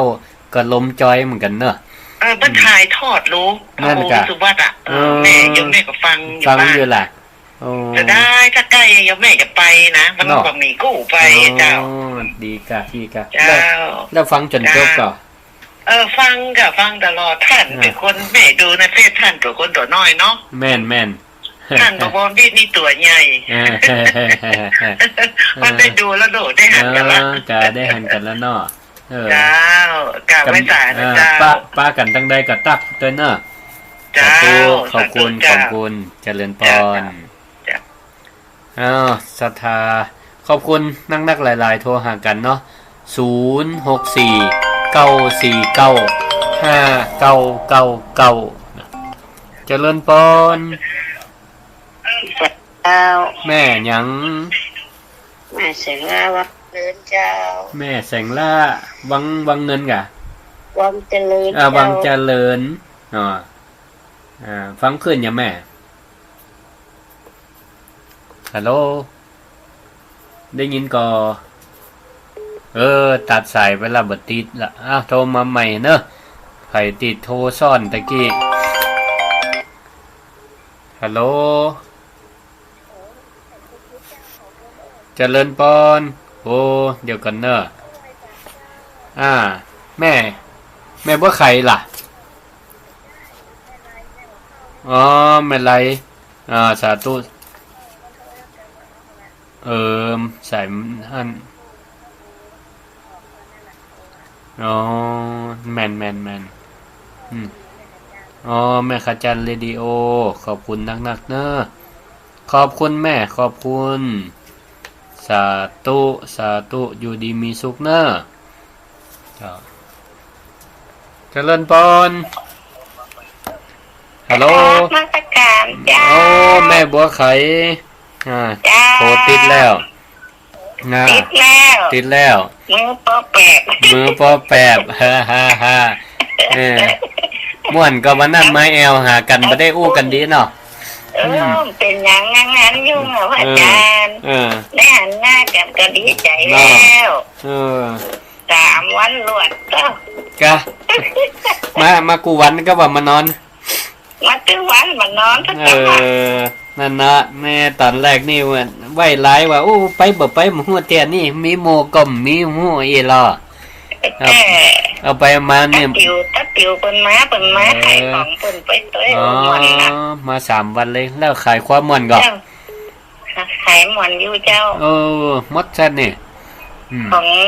ตะปิวกับหมดแล้ว ล่ะดีแล้ เดี๋ยว วเขาปะกันว่าจะล้อให้มันเอา ปากันเด้องั้น ไปฟังสอ ไปฟังซองงานพระราชทานเพลิงหลวงปู่ อาจารย์อาจารย์คนไทยเยอะเขาถ้าจำได้เจอกันเนาะ โอ้ปากา ปะกันเนาะ เฮานี่มันเด่นกะนุ่งผ้าเหลืองเนี่ยซ่อหากันง่ายอยู่แต่แม่บัวไข่นี่จะซ่อกันยากน้อยเพราะว่าศรัทธานี่นุ่งผ้าคล้ายกันหมดอ่ะเนาะ แม่นน่ะเดี๋ยว เอาอันก็เข้าไปฝากกันด้วยนะเอาแต่ว่านั่นกับตาปิวจ่วยกันเนี่ยแกงโคแซ่ไก่อ่ะมาเลี้ยงล่ะดีเจ้าอนุโมทนาอาจารย์ทำได้กินเนาะกินได้อ่ะได้กินกะเอาพักมากะเอาพักสดมากะเนาะเอาพักสดเอาพักอย่างพักสดอ่ะไปหัวเป็นยังว่าเล่นได้นะว่าเล่นได้นะจ๊ะท่านจะได้ปลูกพักอ่ะชื่อเอาไว้ล่ะอย่างเดียวนะความสุขดีนะสาธุขอบคุณเนอะเขาว่าตัวน้อยเนี่ยดีต้องตัวใหญ่เนาะข้องตัวดีกะไปอ้วนอัตะกันนำจริงน้ำไปว่าอย่างตัวน้อยนี่กับเก็บเขาดีเนี่ยต่อเตียวนักเก็บเขากันเตียวนักเตียวนักเก็บไก่แม่ก็เก็บแล้วกันไอเดียดวะลูกแล้วกันเนี่ยไอเดียดแม่พวกใครจะไปเต้าให้เป็นไงหัวเขาเดินกับน้ำนั่นนะกะเนาะโดนแซวแล้วสาธุเนอะขอบคุณเจริญปอนเจริญปอนสาธุแม่หยังแม่สีพันสันทรายแม่โจ้จ้าสันทรายแม่โจ้ฟังคืนวัดไฟหินก้าจ้าวัดไฟหินนะจ้าสาธุทำงานกับม่วนดีมีความสุขเนาะขอบคุณนักเดี๋ยวจะได้ซ่อมมาอู้กันแฮมเนาะม่วนดีมันมีความสุขแบบและบะมีอย่างเหมือนเลยนะนั่นน่ะถ้าไปเครียดมันเนาะบ่เครียดบะมีอย่างเขียนนะแม่นละอันอย่างกระพานมาหมดแล้วเนาะน่าจะใช่อยู่มีความสุขในบ้านสายชีวิตความตุกข์กับขังมันออกไปนะเก็บสิ่งดีๆเอาไว้นอนรับดีแล้วก็ฟังธรรมะม่วนๆเนี่ยเข้าใจแม่นละตื่นเจ้ามากกะอันนี้ไปทำหน้าที่เฮาไปเนาะไม่ต้องไปเก็บอันอดีตอยู่ไปเก็บมาเกิดมันนั่งอกนักใจเนาะ3ยุคแม่ก็เปิดแล้วอ่ะทีละสาธุนะบุญกำบุญจูเจริญปอนสาธุเหมือนกันเนอะเจริญปอนสาธุขอสุมาอภัยหลายสายตีพลาดบ่ได้ครับเจริญปอนเจ้าแม่น้อยเจ้าคนลำปางนี่โทรบัดตันเปิ้นนะวันนี้นะแม่มาเปิดทางมาเรียนมาบ่เดียวนี่แม่บอกอย่างวันนี้ออกเลยอีกอ่ะปนหนีมาเพศละกะเป็นว่าออกมาคืนแล้วรุ่นนี้อย่างนี้ลำปางนี่คืนดันรุ่นนี้เนาะหนีมายังตัวมาป้ากันอยู่กันน่าจะไปต้อยช่องท่านน่ะกันยังบ่อยู่ท่านเนาะ106ท่านกะท่านมาวนวิ่งออกอ่ะกันนั่นกะฟังคุณท่องท่านจนได้อ่ะวันนั้นยังไป2แก้วก็นั่นล่ะมากูวันก่อวันฉลองก็ไปวันที่กวาตานเข้าก็ไปลูกโนมาฟ้อนนำกวาตานล่ะนั่นว่าได้วิไหนลูกสาวแม่พ่อนพันแม่หมดอ่ะใครเอาก็เลือกเอาเตอร์ล่ะจ้าดีเหมือนกันสันเล่าเนาะวันนี้กะแม่ไปอันไปส่งเตี้ยยังหรอมาเป็นเปลี่ยนยายแก้วกะเป็นไม่วันก็ไปเปลี่ยนนอนอยู่ในศาลายายแก้วนี่มันนอนแฮมแก้มเหมือนตั้งแต่วันที่ปุ่นละน่ะ15แล้วน่ะแม่ไปฮู้รถถ้าว่าฮู้แม่ก็จะไปนอนด้วยกันเอาเมียปุ่นน่ะมีเนาะ จนเปิ้นเป๊กตู้วันที่17แล้วโดมันแก้วปิกอ่ะก็แม่ก็ที่ว่าแม่ไว้ขึ้นมาหาพี่เป๊กตู้เตียนครับรถผ่านยมซากมันกันอันเป็นไอ้ว่าปุ่นแม่เปิ้นไว้ไหนพาหารบนอีโออันแม่ก็ไว้อีเนาะเลยบอกเด็กแก้วว่าวันนี้ถ้าบ่ปิกอย่าอันเอาเป็นสถาวัดมิงนี่แล้วมื้อฮื้อไปไหนล่ะเอกะขอบคุณเนอะแม่น้อยเจริญพรอยู่นี่ต้อยหาอยู่แหละต้อยหากันปะอยู่เนาะสาธุขอบคุณจ้าแม่เป็นกำลังใจเนอะขอบคุณหลายๆเจริญพรแม่สาเจ้าแม่หยังเจริญพรแม่สวงเจ้าฟังตั้งใดแม่ฟังคืออันใต้ฟ้าเมือง2เจ้าเมือง2มึงแปลมันนะเจ้าขึ้นไปไกลเนาะขอบคุณเจ้าของสถานีเพิ่นเนาะเจ้าคนเมืองแปดได้ฟังทุกเจ้าลำปางแม่กดหลายเสียนแล้วมันบ่ติดบัดตันเพิ่นเนาะหลายจังหวัดอ่ะบัดเดียวนี้น่ะฟังกันหลายจังหวัดลำพูนลำปางจังใหม่แปน่านพะเยาอ่ะวันนี้บ่ได้ยินคนน่านโทรมากำเตือนเนาะกันแล้วได้ยินคนน่านเนาะใช่ปะบ่ใครให้ได้ยินคนแปดแม่นละวันนี้คนคนแปดโทรมาเป็นสายแรกนั่นเนี่ยคนแปดนะเจ้าสาธุเนอะขอบคุณแม่อยู่ดีมีสุขเจ้าเจริญพรเจ้าวันษาแม่สมบูรณ์โทรตันก็โลนี่แม่เสียใจได้ไปวันนั้นเป็นอย่างได้ห่วมบุญแล้วเหรอน่ะได้ห่วมบุญด้วยกันอนุโมทนาเขาไปทำงานกันว่าเนาะเห็นเนี้ยก็ได้รวมบุญก็วัดบันไลด้วยเหรอเนาะสาธุดีว่าได้ทำบุญเนาะนั่นละได้บุญด้วยกันเนาะสาธุวันนี้มาฟังดัลลุนี้กันวันนี้นึกว่าฟังแล้วแกก็ต้องหาจบจากมอตลอกับตัวให้สอหาปุ่นกะจบแล้วกะ106จบแล้วนั่นก็พระอาจารย์บวรวิทย์ออกกันนะคะฟังหลายๆเนาะต้นของอาจารย์นพดลนพดลออกแม่นนพดลทุกการเอาอาจารย์บวรวิทย์ออกกันได้หลายครั้งกันได้หลายอยู่แล้วก็เรียนมาเท่นะมาป้าพอดีล่ะสาธุขอบคุณเจริญพรอยู่ดีมีสุขนะอ่านเปิดสายมาตั้งแต่ก่อน3 ทุ่มเดี๋ยวนี้3 ทุ่มก็7 นาทีเนาะเดี๋ยวอันกินน้ำกินท่าสักกำเนาะฟังเพลงศีล5สักกำบ่เนาะเดี๋ยวมาป้ากันต่อนะบดีอันไหลขึ้นไปตั้งใดเตเนอร์มาฟังกันรอบ2รายการศิริธรรมกำเมืองเนาะโดยพระครูศิริธรรมบัณฑิตปานาติปาตาเวรมณีอทินนาทานาเวรมณีกาเมมุสาสุราเม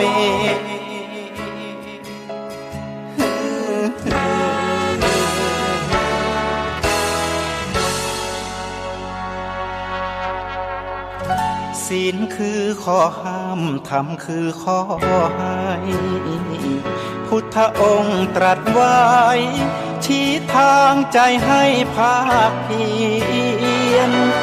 เบญจศีลเบญจธรรมท่องจำสมัยเราเป็นนักเรียนธรรมะไม่เคยแปรเปลี่ยนแต่เรายังจำได้มาทวงคำมันหมู่บ้านศีล5ถือเป็นพันธะชาวพุทธทุกคนทั่วไทยสำนักพุทธ จุดเทียนสว่างที่กลางหัวใจสังคมจะร่มเย็นได้ศีลธรรมในใจต้องมีเบญจศีลว่ายังไงไหนลองท่องมาข้อหนึ่งห้ามฆ่าสัตว์ข้อสองห้ามลักทรัพย์ข้อสามห้ามประพฤติผิดในการข้อสี่ห้ามพูดเท็จข้อห้าห้ามดื่มสุราแล้วเบญจะทำทั้งห้าว่าอย่างไรในบอกชัดๆอีกที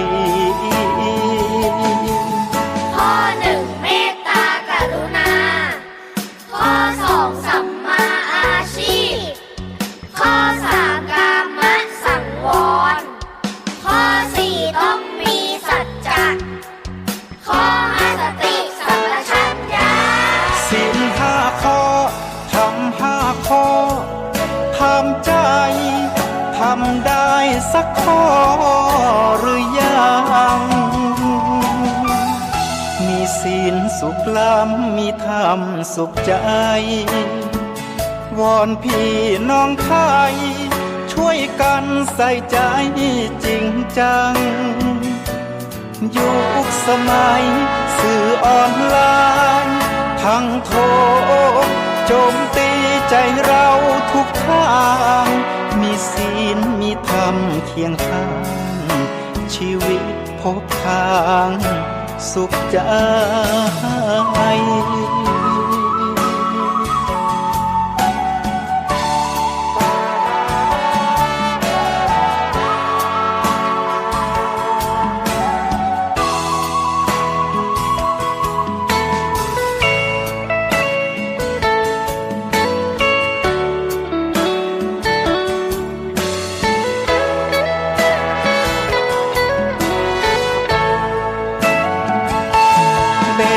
จะศีลว่ายังไงไหนลองท่องมาข้อหนึ่งห้ามฆ่าสัตว์ข้อสองห้ามลักทรัพย์ข้อสามห้ามประพฤติผิดในการข้อสี่ห้ามพูดเท็จข้อห้าห้ามดื่มสุราแล้วเบญจะทำทั้งห้าว่าอย่างไรในบอกชัดๆอีกทีข้อหนึ่งเมตตากรุณาข้อสองสัมมาอาชีพข้อสามกามสังวรข้อสี่ต้องมีสัจจะข้อห้าสติสัมปชัญญะศีลห้าข้อทำห้าข้อทำใจทำได้สักข้อหรือยัง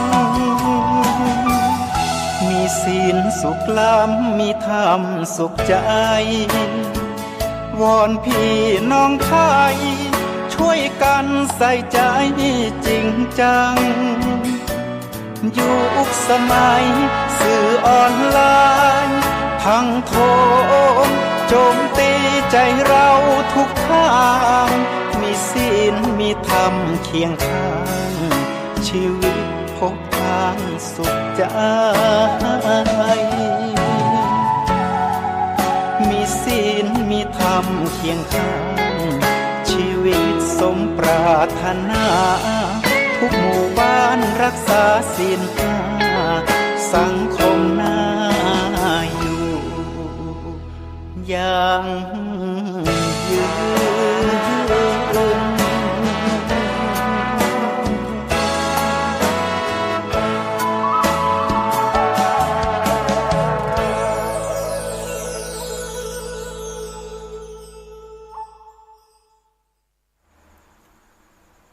เอาละเฮามาปะกันในช่วงที่2ของรายการศิริธรรมกำเมืองนะโดยพระครูศิริธรรมบัณฑิตอาจารย์วิทยาลัยสงฆ์นครลำปางมหาวิทยาลัยมหาจุฬาลงกรณราชวิทยาลัยหรือห้องง่ายๆสั้นๆว่ามจรเนี่ยนะ แล้วก็แห่งสถานะหนึ่งก็คือเป็นเจ้าวาดวัดมิ่งเมืองมูลตำบลพี่ชัยอำเภอเมืองจังหวัดลำปางหมายเลขโทรศัพท์064 949 5999นะมาพบมาปะกันในช่วงที่2นะก็เอาธรรมะ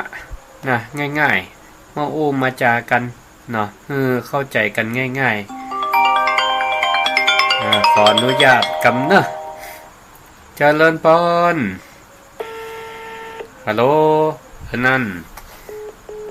ตัดสายไปแล้วโทรมาใหม่ก็ได้เนอะนะก็มามาจากันง่ายๆเนาะภาษากำเมืองก็เกี่ยวกับธรรมะในชีวิตประจำวันเนาะมามาจากันหรือว่าใครมีเรื่องอะไรยังจะมาแลกเปลี่ยนนะเกี่ยวกับธรรมะได้ยินได้ฟังอันใดที่เป็นประโยชน์ต่อศรัทธาท่านผู้ฟังคนอื่นอยากจะเอามาแลกเปลี่ยนมาแชร์นะกำสมัยใหม่เป็นว่าเอามาแชร์กันแชร์ประสบการณ์นะใครประสบความสำเร็จในชีวิตนะเรื่องใดก็ตามก็จะเอามามาจามาถ่ายทอดนะคือเป็นเนติแบบอย่างสำหรับท่านอื่นบางเทื่อเพิ่นได้ฟังแล้วก็อาจจะเคยพบปะปัญหาเดียวกันเคยมีความทุกข์อกทุกข์ใจเดียวกันแล้วเพิ่นมีวิธีการจัดการจะได้มันหมดเสี่ยงไปก็อาจจะได้ฟังแล้วอาจจะลองมาประยุกต์เนาะกับเหตุการณ์ของตัวเก่าก็ได้เจริญพรกลับไปสาท่านพระครูคนบ้านหนองล่องบ่รับมานอนเด้อกะยังรับเตี้ยเจ้าแม่ศรีกูลตันทุระวันนั้นมันไปนะวันนั้นนะยังน่ะมันเดินมาใครได้เป็นยังว่าเมาหัวแฮมนะเป็นหลายอย่างแต่หลายอย่างก็เลยพาอันประแดงไปจ้ะสาธุสาธุเป็นพร้อมๆกันแล้วก็คือมันหายพร้อมๆกันไปเหียเนาะไปกูโทยเนาะมาฟังแม่น้อยซ้ำให้ล่ะใจขึ้นล่ะจ้ากับแม่น้อยกระจวนไปน้อยยาผีแล้วนะมันจวนนะ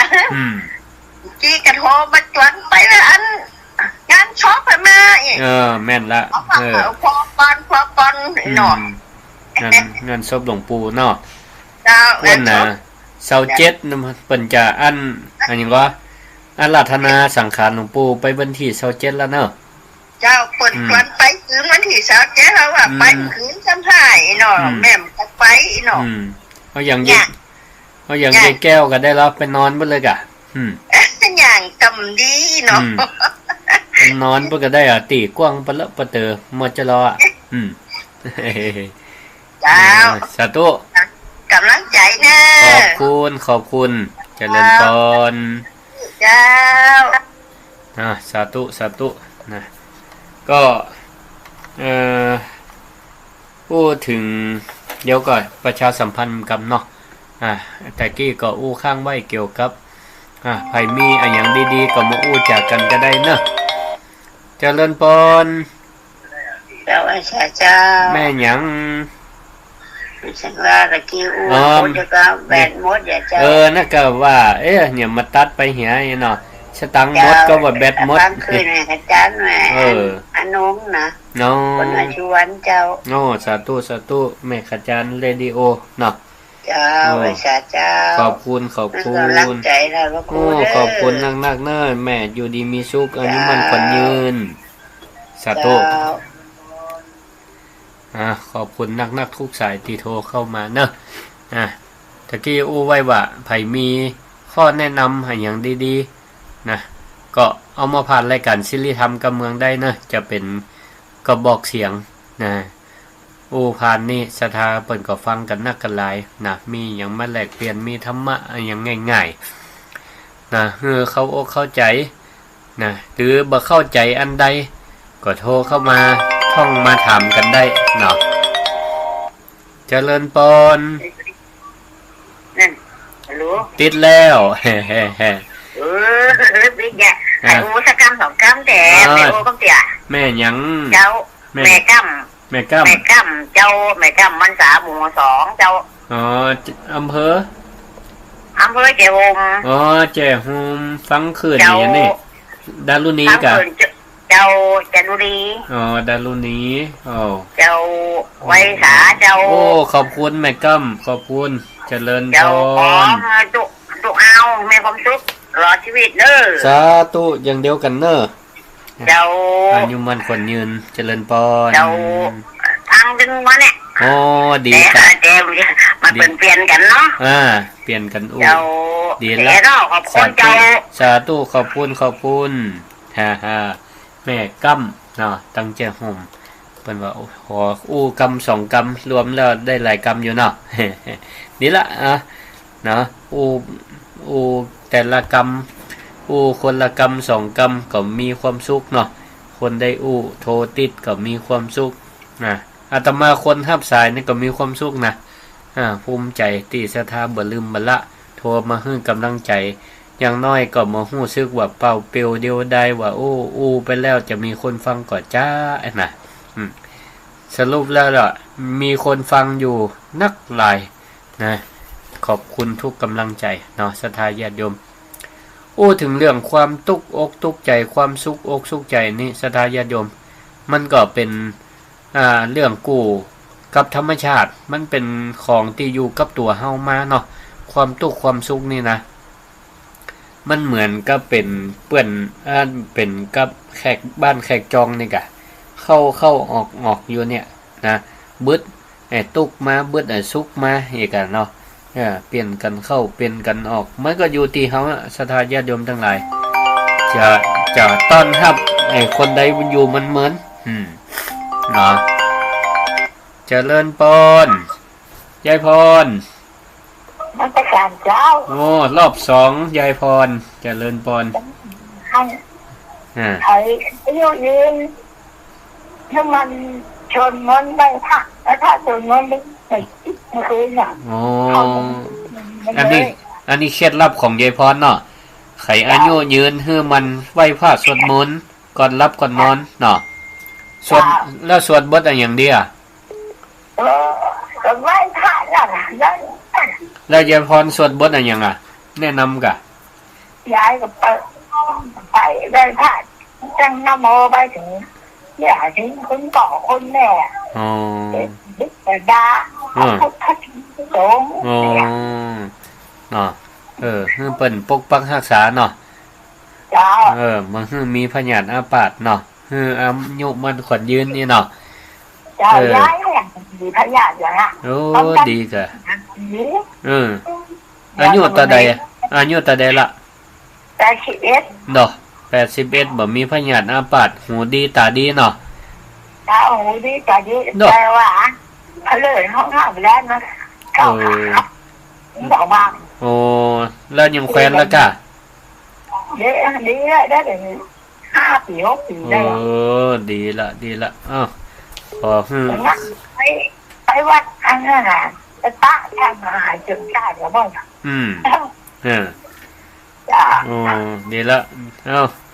ขอให้สุขภาพแข็งแรงนะก็เตียวไปทางใดก็ระมัดระวังด้วยนะ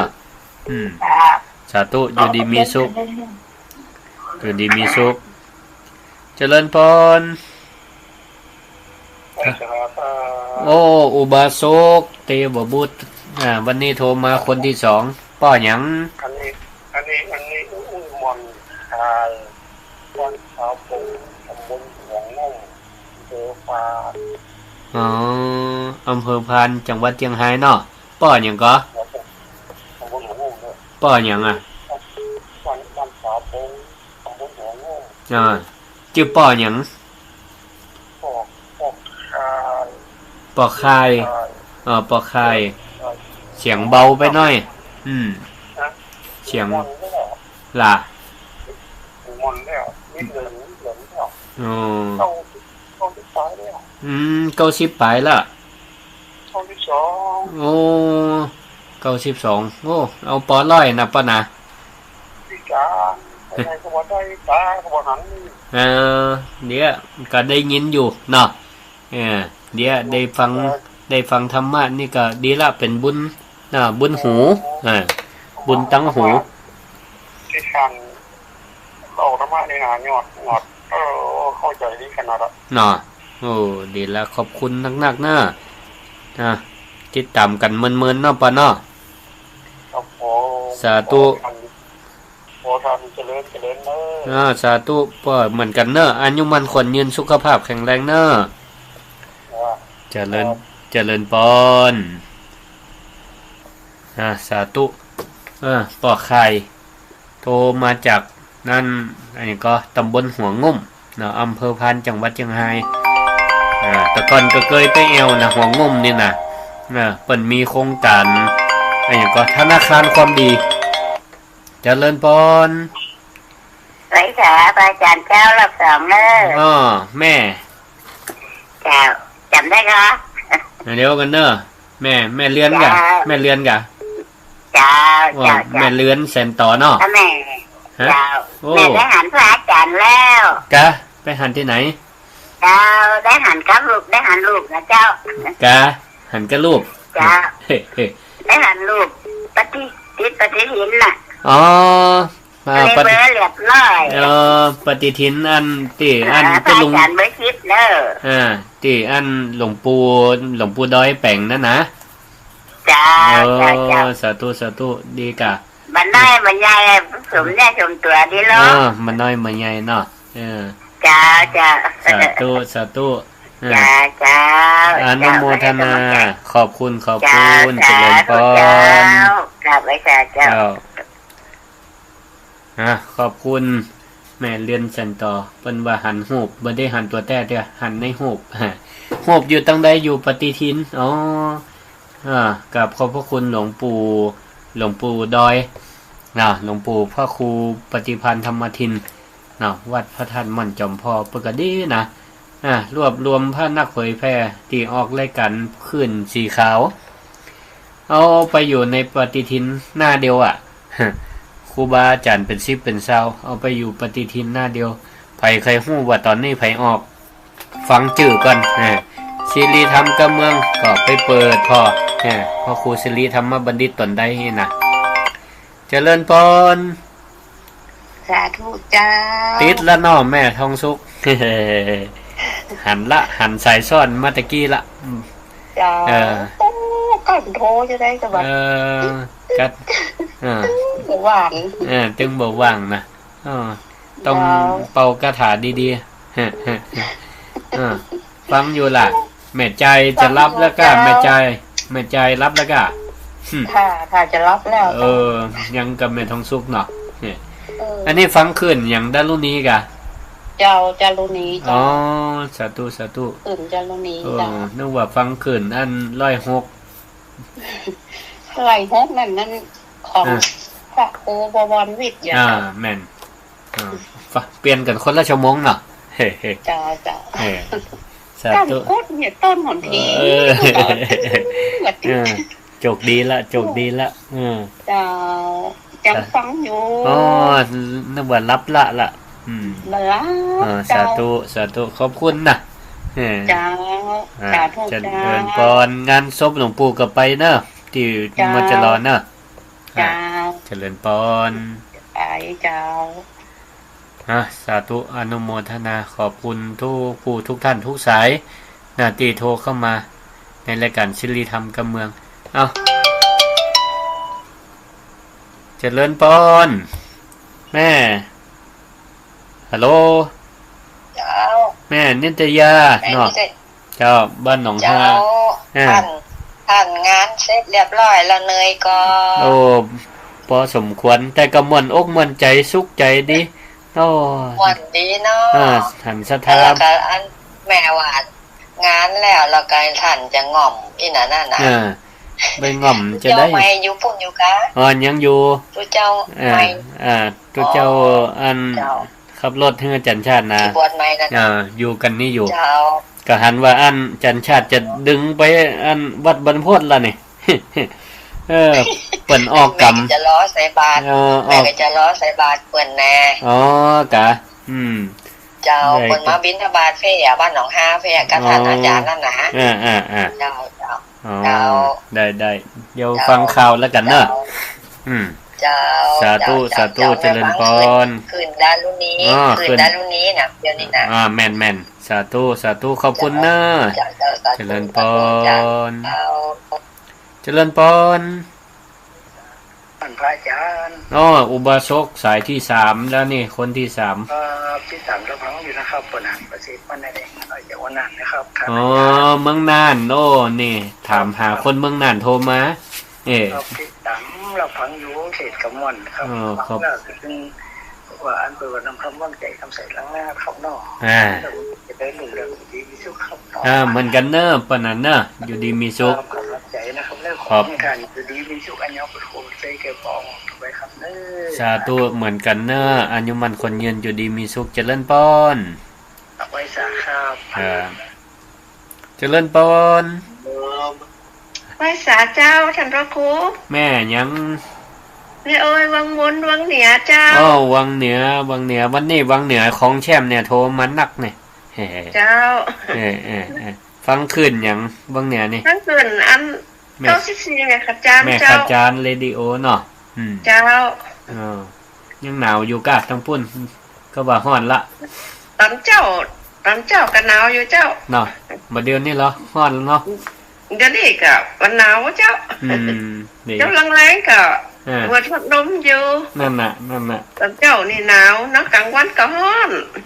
อากาศมันบ่สม่ำเสมอก็อันนี้เนาะเจ้ารักษาสุขภาพกันนะเจ้าให้กำลังใจท่านพระครูนะเจ้าขอบคุณนักๆแม่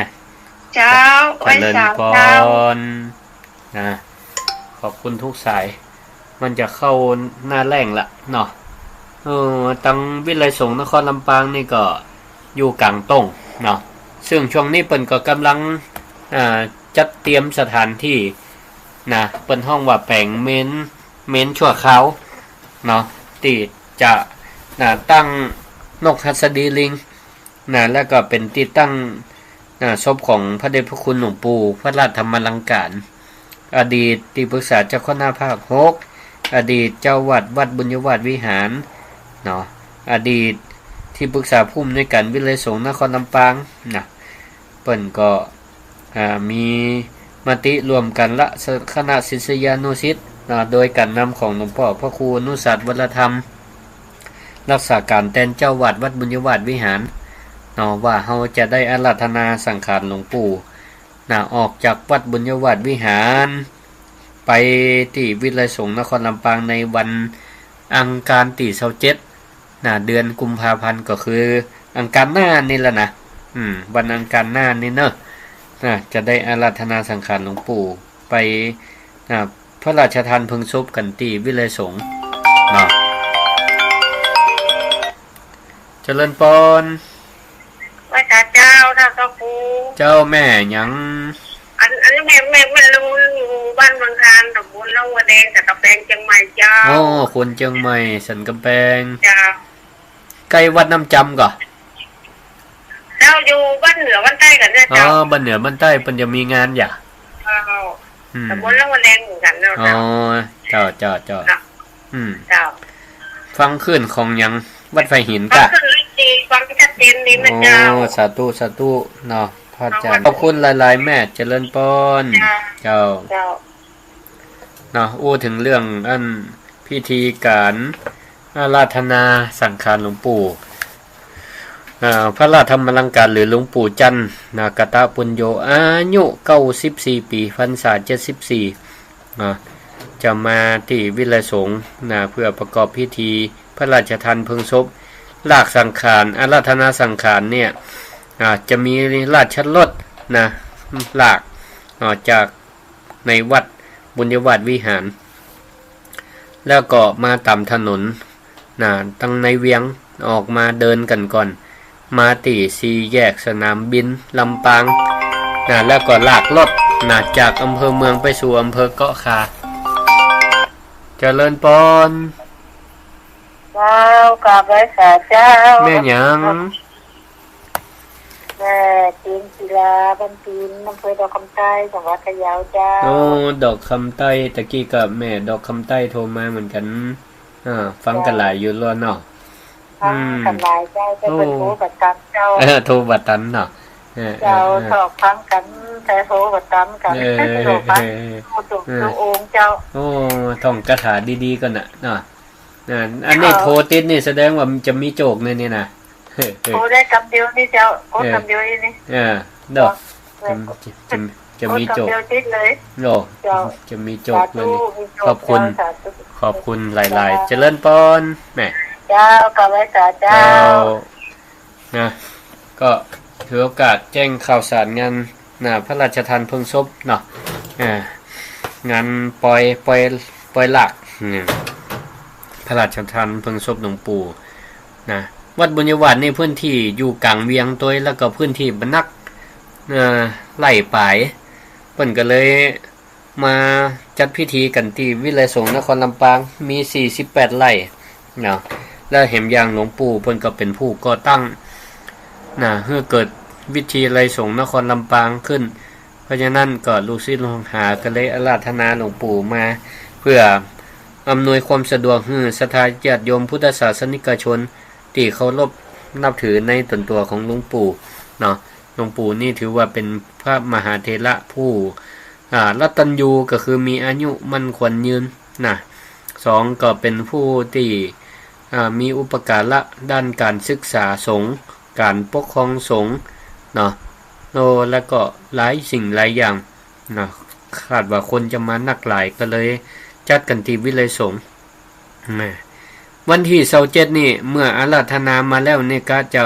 กะว่าใช้เวลาเหมือนพอสมควรนะก็เปิ้นก็เลยวางกำหนดการเจอิศรัทธาญาติโยมทั้งหลายใครไปร่วมพิธีอาราธนาลากสังขารเนาะจะมีรถราชรถลากตั้งแต่วัดบุญยวาสวิหารออกเวลา 9 โมงเนอะศรัทธาญาติโยมทั้งหลายใครไปร่วมไปช่วยกันลากกันจุงไปมีส่วนบุญส่วนกุศลด้วยกันโอกาสที่งานศพพระมหาเถระนี่บ่ค่อยมีมันก็ไปกันได้เนาะตั้งแต่วัดบุญยวาสออกเวลา 9 โมงผ่านที่ศาลหลักเมืองแล้วเพิ่นจะแวะทำพิธีสักการะบูชาขอแจ้งบอกกับสิ่งศักดิ์สิทธิ์ทั้งหลายที่ปกปักรักษาเสาหลักเมืองท่านกะอาราธนาศพพระมหาเถระออกจากเวียงวังแล้วก็ตีแยกประตูใจแฮมตี1เองอันนี้ใจวิธีการเดินศรัทธาญาติโยมทั้งหลายเนาะเอาไปเดินลากสรีระสังขารหลวงปู่ด้วยกันแล้วก็ปุ้นเดินไปจนถึง4แยกพระบาทสนามบินแล้วก็หลังจากนั้นก็จะมีรถรับส่งบริการเนี่ยไปตีปุ้นไปจุกันตีหรือไผบ่ไปบ่สะดวกที่วัดบุญยวาสที่4แยกสนามบินก็ไปปุ้นวิทยาลัยเทคนิคกอค้าหรือตะกอนเป็นห้องว่าอาชีวะวิไลการอาชีพกอค้าเพิ่นจะมีการตั้งขบวนเดินกันที่ห้ามจากหน้าวิทยาลัยเทคนิคกอค้าไปสู่วิทยาลัยสงฆ์นครลำปางก่อนระยะทางก็บ่ใกล้บ่ไกลเหมาะพอให้พอดีก็ว่าไปถึงปุ้นแล้วอาราธนาหีบขึ้นบนผาศาสตร์นกหัสดีลิงก็กะว่าประมาณสัก2 โมง 3 โมงนี่ก็จะแล้วดีเข้าตีเข้าตังในวันที่27เนอะศรัทธาญาติโยมทั้งหลายถือโอกาสบอกข่าวสารงานบุญวันที่27เนี่ยหลังจากสังขารหลวงปู่ไปถึงที่วิเลยสงฆ์นครลำปางตั้งขึ้นสถานีวิทยุ FM 106.50 เมกะเฮิรตซ์คลื่นสีขาวเพื่อชาวประชาคลื่นสถานีวิทยุวัดฝายหินเฮาก็จะได้ร่วมใจร่วมกันเป็นเจ้าภาพในการเทศน์และก็สวดอภิธรรมในวันที่27เนอะ โดยเตดเนี่ยจะเริ่มตั้งแต่ประมาณ 3 โมงศรัทธาญาติโยมทั้งหลายไปจนถึงเปิ้นประมาณ 1 ทุ่มปลายกี่ชั่วโมงนะเริ่มถ้าสมมติเริ่มบ่าย3 4บ่าย4 5 6 7ประมาณ4ชั่วโมงเตดยังแต่ยังว่า ผมก็กึดในใจอันนี้เปิ้นห้องว่าเตดมหาจาดเนอะเตดมหาจาดแบบทรงเครื่องเตดมหาจาดแบบทรงเครื่องประยุกต์ล้านนาทรงเครื่องล้านนาเป็นจะได้ก็ไปติดตามรับฟังนะซึ่งองค์เตดเป็นพระนักเตดพระนักเผยแพร่ชื่อดังของลำปาง2 ตนกู้หูดูโอ ก็ได้แก่ท่านพระอาจารย์พระธิการเสวตฉายาขอภัยจำได้หรือตู้ปีต้อมตู้ปีต้อมหรือสถาหูจักกันในนามวัดเสน่กาหลงแล้วก็กู้ท่องของเบิ้นกู้เตดกู้หูดูโอก็คือท่านพระอาจารย์ดนุพลมุนีวังโสหรือตุ๊ปิเก๋อันนี้เพิ่นก็จะเป็นกู้เตดเตดมหาจาดคำว่าทรงเครื่องก็คือมีตัวละครตัวมีตัวละครตัวนะเตดมหาจาดตัวละครก็จะมีอยู่6 คน 7 คนด้วยกันพระเจ้าสนใจนางพุทธดีพระเวสสันดรนางมัทธีนางมัตสีกันหาชาลีแล้วก็ปูพามชูชก ก็ไปพอไปชมไปให้กำลังใจกันได้นะในวันที่27 กุมภาพันธ์เริ่มเวลาบ่าย 3 โมงโดยที่ขึ้นสถานีวิทยุ3คลื่นร่วมกันเป็นเจ้าภาพสถาที่ฟังที่ฟังธรรมะทุกสถานีทุกครูบาอาจารย์ร่วมกันเป็นเจ้าภาพกันเทศกันเนอะมีตัวละครตัวนะเปิ้นมีซอตัวนะเป็นลักษณะทรงเครื่องซอตัวม่วนจะได้ก็ไปติดตามรับชมรับฟังให้กำลังใจและก็ไปร่วมเป็นเจ้าภาพในการเทศและสวดในวันนั้นตัวเนาะพอเทศเสร็จแล้วประกาศจะสวดอภิธรรมตัวก็เป็นเซตพิธีก็ขอเชิญชวนศรัทธาญาติโยมทั้งหลายได้ร่วมกันอนุโมทนาเป็นเจ้าภาพกันเทศด้วยกันเนอะเป็นเจ้าภาพกันเทศกันสวดก็เปิ้นบ่ได้บันว่าจะต้องเป็นเจ้าภาพกันเท่าใดกี่บาทก็ตามกำลังทรัพย์ บ่ได้บอกว่าตามกำลังศรัทธาก็ศรัทธาทุกคนมีกำลังศรัทธากันหมดมีศรัทธาความตั้งอกตั้งใจกันหมดแต่ว่ากำลังทรัพย์อาจจะบ่เท่ากันก็เจิญได้เนอะตามกำลังนั้นทรัพย์แล้วกันโดยที่สามารถร่วมบุญได้ที่บัญชีธนาคารกรุงไทยของสถานีวิทยุ FM 106.50 เมกะเฮิรตซ์เปิ้นก็ชื่อบัญชีนี่ก็มีถึง3ท่านมี3ท่านสำคัญก็คือเลขบัญชีใครมีปากกาก็จดไว้เนอะเพื่อว่าจะร่วมอนุโมทนาเป็นเจ้าภาพกันเทศกันสวดก็คือครูบาอาจารย์พระนักเผยแพร่นี่ประกอบเป็นองค์เทศเองก็ได้รับข้อมูลมาว่าปัจจัยกันเทศนี่2 ตนเปิ้น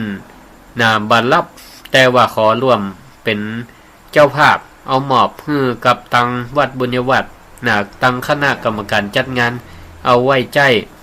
ในการบำเพ็ญกุศลให้หลวงปู่ก็ขออนุโมทนาประชุมกันตะคืนนี้แต่ว่าขอเป็นกาสินน้ำใจให้บรรดาละอ่อนนักเรียนที่มาแสดงเป็นตัวละครให้เขาได้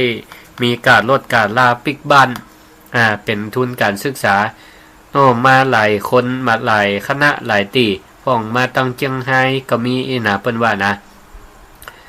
ตั้งแจ้โฮมก็มีก็ภัยสะดวกจะได้จะร่วมทำบุญเป็นเจ้าภาพกันเทศมหาจาดทรงเครื่อง แล้วก็สวดอภิธรรมในค่ำคืนของตั้งแต่ตอนแรงเนาะเวลาบ่าย3ไปจนถึงค่ำวันที่27หมายเลขบัญชี5033เนาะ5033 079360นะอันนี้เลขบัญชีของสถานีวิทยุเพื่อการศึกษาวิเลยสงฆ์ FM 106.50 5033 079360ใครร่วมเป็นเจ้าภาพกันเทศก็โอนเข้าบัญชีนี้ได้เนอะบัญชีธนาคารกรุงไทยสาขาลำปางเนาะพร้อมแล้วก็โทรมาบอกมาแจ้งกันได้โทรมาบอกมาแจ้งกันได้แล้วก็แฮมอันหนึ่งประกาศเชิญชวนเป็นเจ้าภาพหนังสือพิมพ์หนังสือที่ระลึกงานพระราชทานเพลิงศพหลวงปู่เล่มละ150 บาทก็แจ้งความประสงค์กันมาได้อันนี้แค่กำหนดการของวันที่27อยู่ส่วนวันที่28 29เดือนกุมภาพันธ์นี้ปีนี้มี29วันก็มีพิธีกรรมตั้งเมื่อวันเมื่อคืนก็มีการเทศน์สวดอภิธรรมในเวลาทุ่มเกิงของทุกคืนก็ไปร่วมกันได้แล้วก็ทราบว่าในวันที่วันที่1มีซอได้ซอจากเชียงใหม่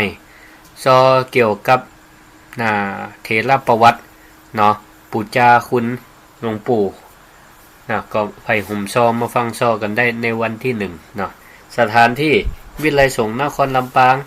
ตำบลสาราอำเภอเกาะคาจังหวัดลำปางใครอยู่ต่างจังหวัดได้ยินข่าวสารนี่ก็บอกต่อกันได้มากันได้หรือลองถามหลวงปู่หลวงพี่หลวงพ่อที่อยู่ใกล้บ้านว่า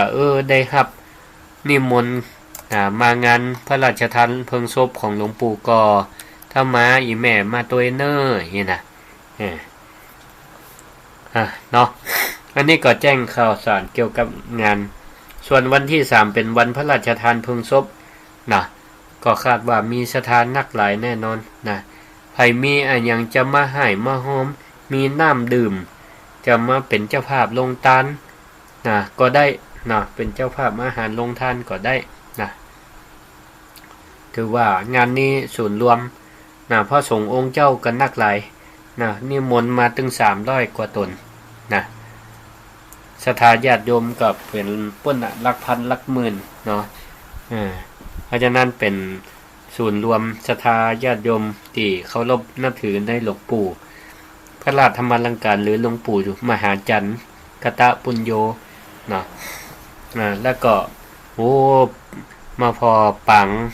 มหาปราสาทนกหัสดีลิงอันนี้ก็เป็นการปูชาคุณของพระเดชพระคุณหลวงปู่ซึ่งก็เจ้าภาพปราสาทนกหัสดีลิงก็ได้แก่ท่านพระครูบาเกียรติยศพรหมปัญโยหรือท่านพระครูบาเกม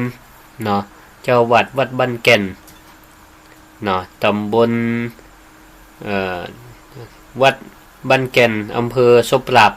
จังหวัดลำปางพร้อมด้วยลูกศิษย์ลูกหาเปิ้นเป็นเจ้าภาพปราสาทแล้วก็ราชรถที่ลากสังขารหลวงปู่มาจากวัดบุญยวาสสู่วิไลสงฆ์ตัวเอาละก็เหลือเวลาแห่มประมาณ12 นาทีใครจะโทรเข้ามาก็อนุญาตโทรเข้ามากันได้064-949-5999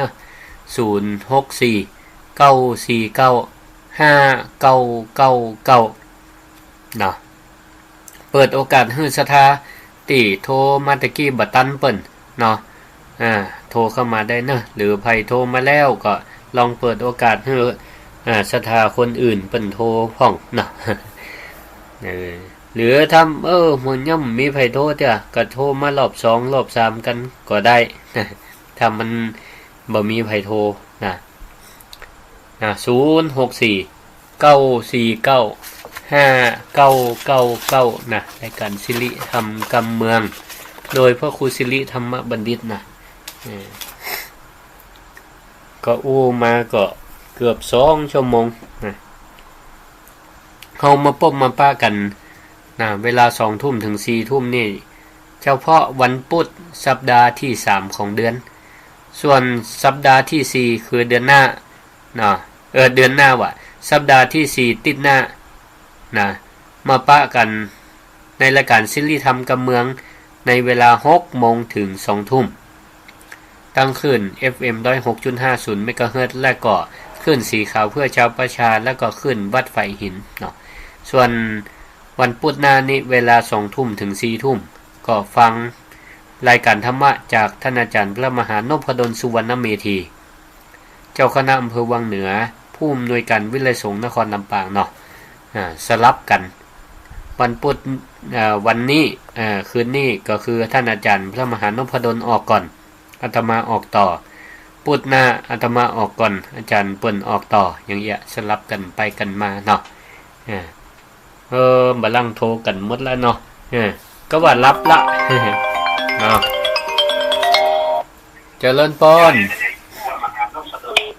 ป้อสมควรเจริญพรเจริญพรไหว้สาเจ้า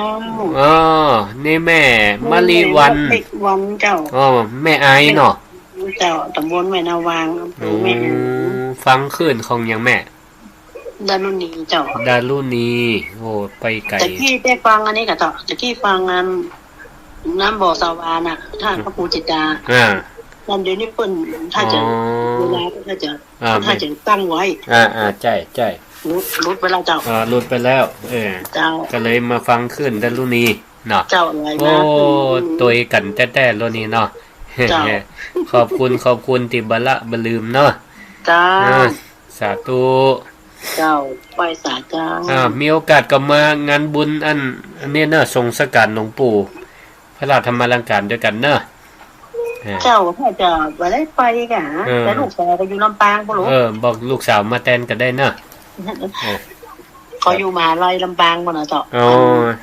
ดีครอบครัวอยู่พุ่นแล้วเจ้าดีอันก็บอกคือละอ่อนมาแทนน่ะเป็นอาจารย์สอนที่นั่นน่ะเจ้ามารายงานตัวพระครูศิริธรรมบัณฑิตตัวเนาะบอกอันนี้เป็นลูกสาวแม่มะลิวันอีน่ะเจ้าสาธุขอบคุณแม่เจ้าอยู่ดีมีสุขเจริญพรเจริญพรฮัลโหลแม่หยังแม่พรณภาจินทองเจ้าสายไหมเจ้าตั้งใดแม่ละปูนเจ้าฟังอยู่ตลอดเจ้าแล้วโชว์ปฏิบัติเจ้าบัตันเนาะอันขึ้นยังแม่เจ้าขึ้นดารุณีนะกะเจ้าดารุณีเหมือนกันเนาะเจ้าแม่จะฟังประจำแต่แม่โทรมันดิดแม่ก็ได้นอนฟังอย่างเดียววันนี้โชคดีสาธุฟังพระอาจารย์ก็ว่าลูกศิษย์ก็อู้กันม่วนเนาะเจ้าขอบคุณเป็นกำลังใจให้นะเจ้าขอบคุณนักๆเนาะเจริญพรอยู่ดีมีสุขเจ้าเจริญพรฮัลโหลทับสายแล้วเนอะเจริญพรฮัลโหลมาฟังวิทยุเหียก้าฮัลโหลฟังเบาวิทยุแล้วฟังเพลงเนอะเอาตัดไปแล้วมันเป็นยังสายต่อไปโทรเข้ามาได้เนอะรายการศิริธรรมกับเมืองโดยพระครูศิริธรรมบัณฑิตนะก็จากันมาก็เกือบ2 ชั่วโมงละนะเดี๋ยวก็ได้เวลาพักผ่อนกันละศรัทธาก็จะได้พักผ่อนอาตมาก็เหมือนกันนะภารกิจก็หนักหลายช่วงนี้ก็ช่วยกันเตรียมความพร้อมในการประกอบพิธีงานพระราชทานเพลิงศพหลวงปู่พระราชธรรมลังการงานใหญ่แตะเจริญพรฮัลโหลได้ยินก็ฮัลโหลขออนุญาตตัดสายเนอะฮัลโหล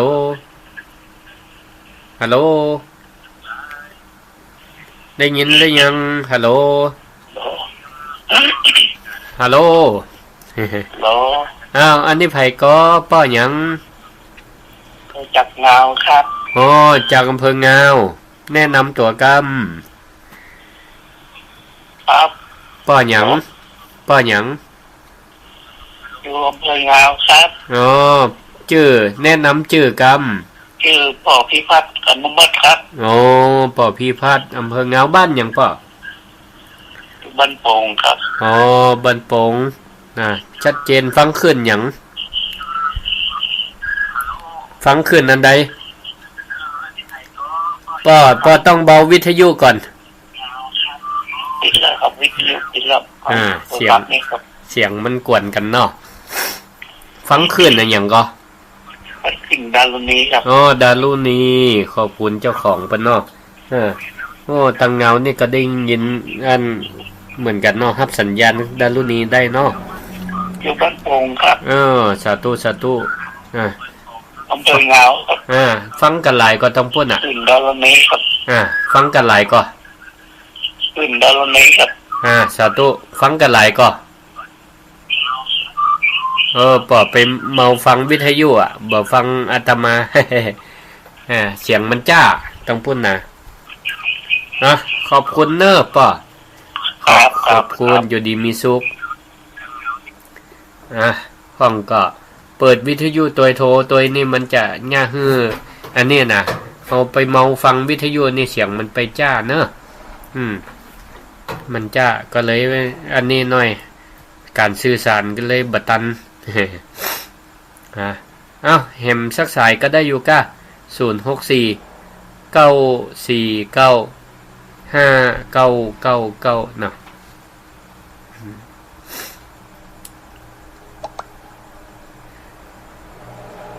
มีคนโทรเห็มอยู่ก่อนถ้ามีก็โทรเข้ามาได้เลยตอนนี้สายว่างละตะกี้ก็โต้อันซ่อนยังขวยเจ๊กุ้ง ตอนนี้ก็ว่างละก็มีอันอย่างอันใดจะแจ้งข่าวสารด้วยกันก็แจ้งมาได้นะมีข่าวสารงานบุญอันใดจะฝากประชาสัมพันธ์ก็บอกได้ก็ขออนุโมทนาขอบคุณทุกสายทุกสายที่โทรมาให้กำลังใจ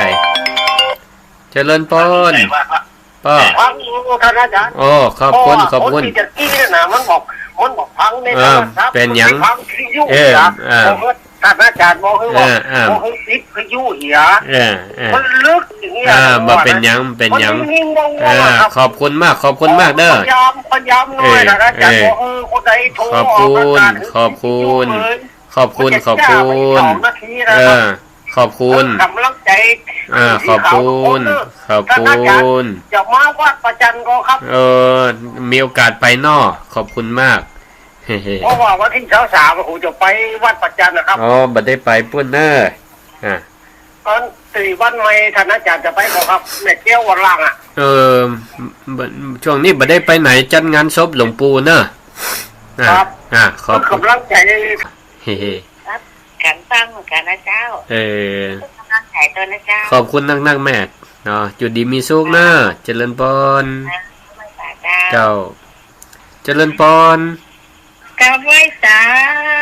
แม่หยังแม่คำบ้านปานกวางตำบลขีถ้อยอำเภอแม่ใจจังหวัดพะเยาเจ้าแม่ใจพะเยาเจ้ากันกดกันทางจากเอาเบอร์โทรวันหนักกันจากนั้นได้วิดีโอนี่เด้อดีละจดไว้เนอะเจ้าจดไว้เจ้าแม่คำพังทุกวันทำผู้ตูนผู้องค์เจ้าขอบคุณที่เป็นกำลังใจสักอันพระนักเผยแผ่เนอะ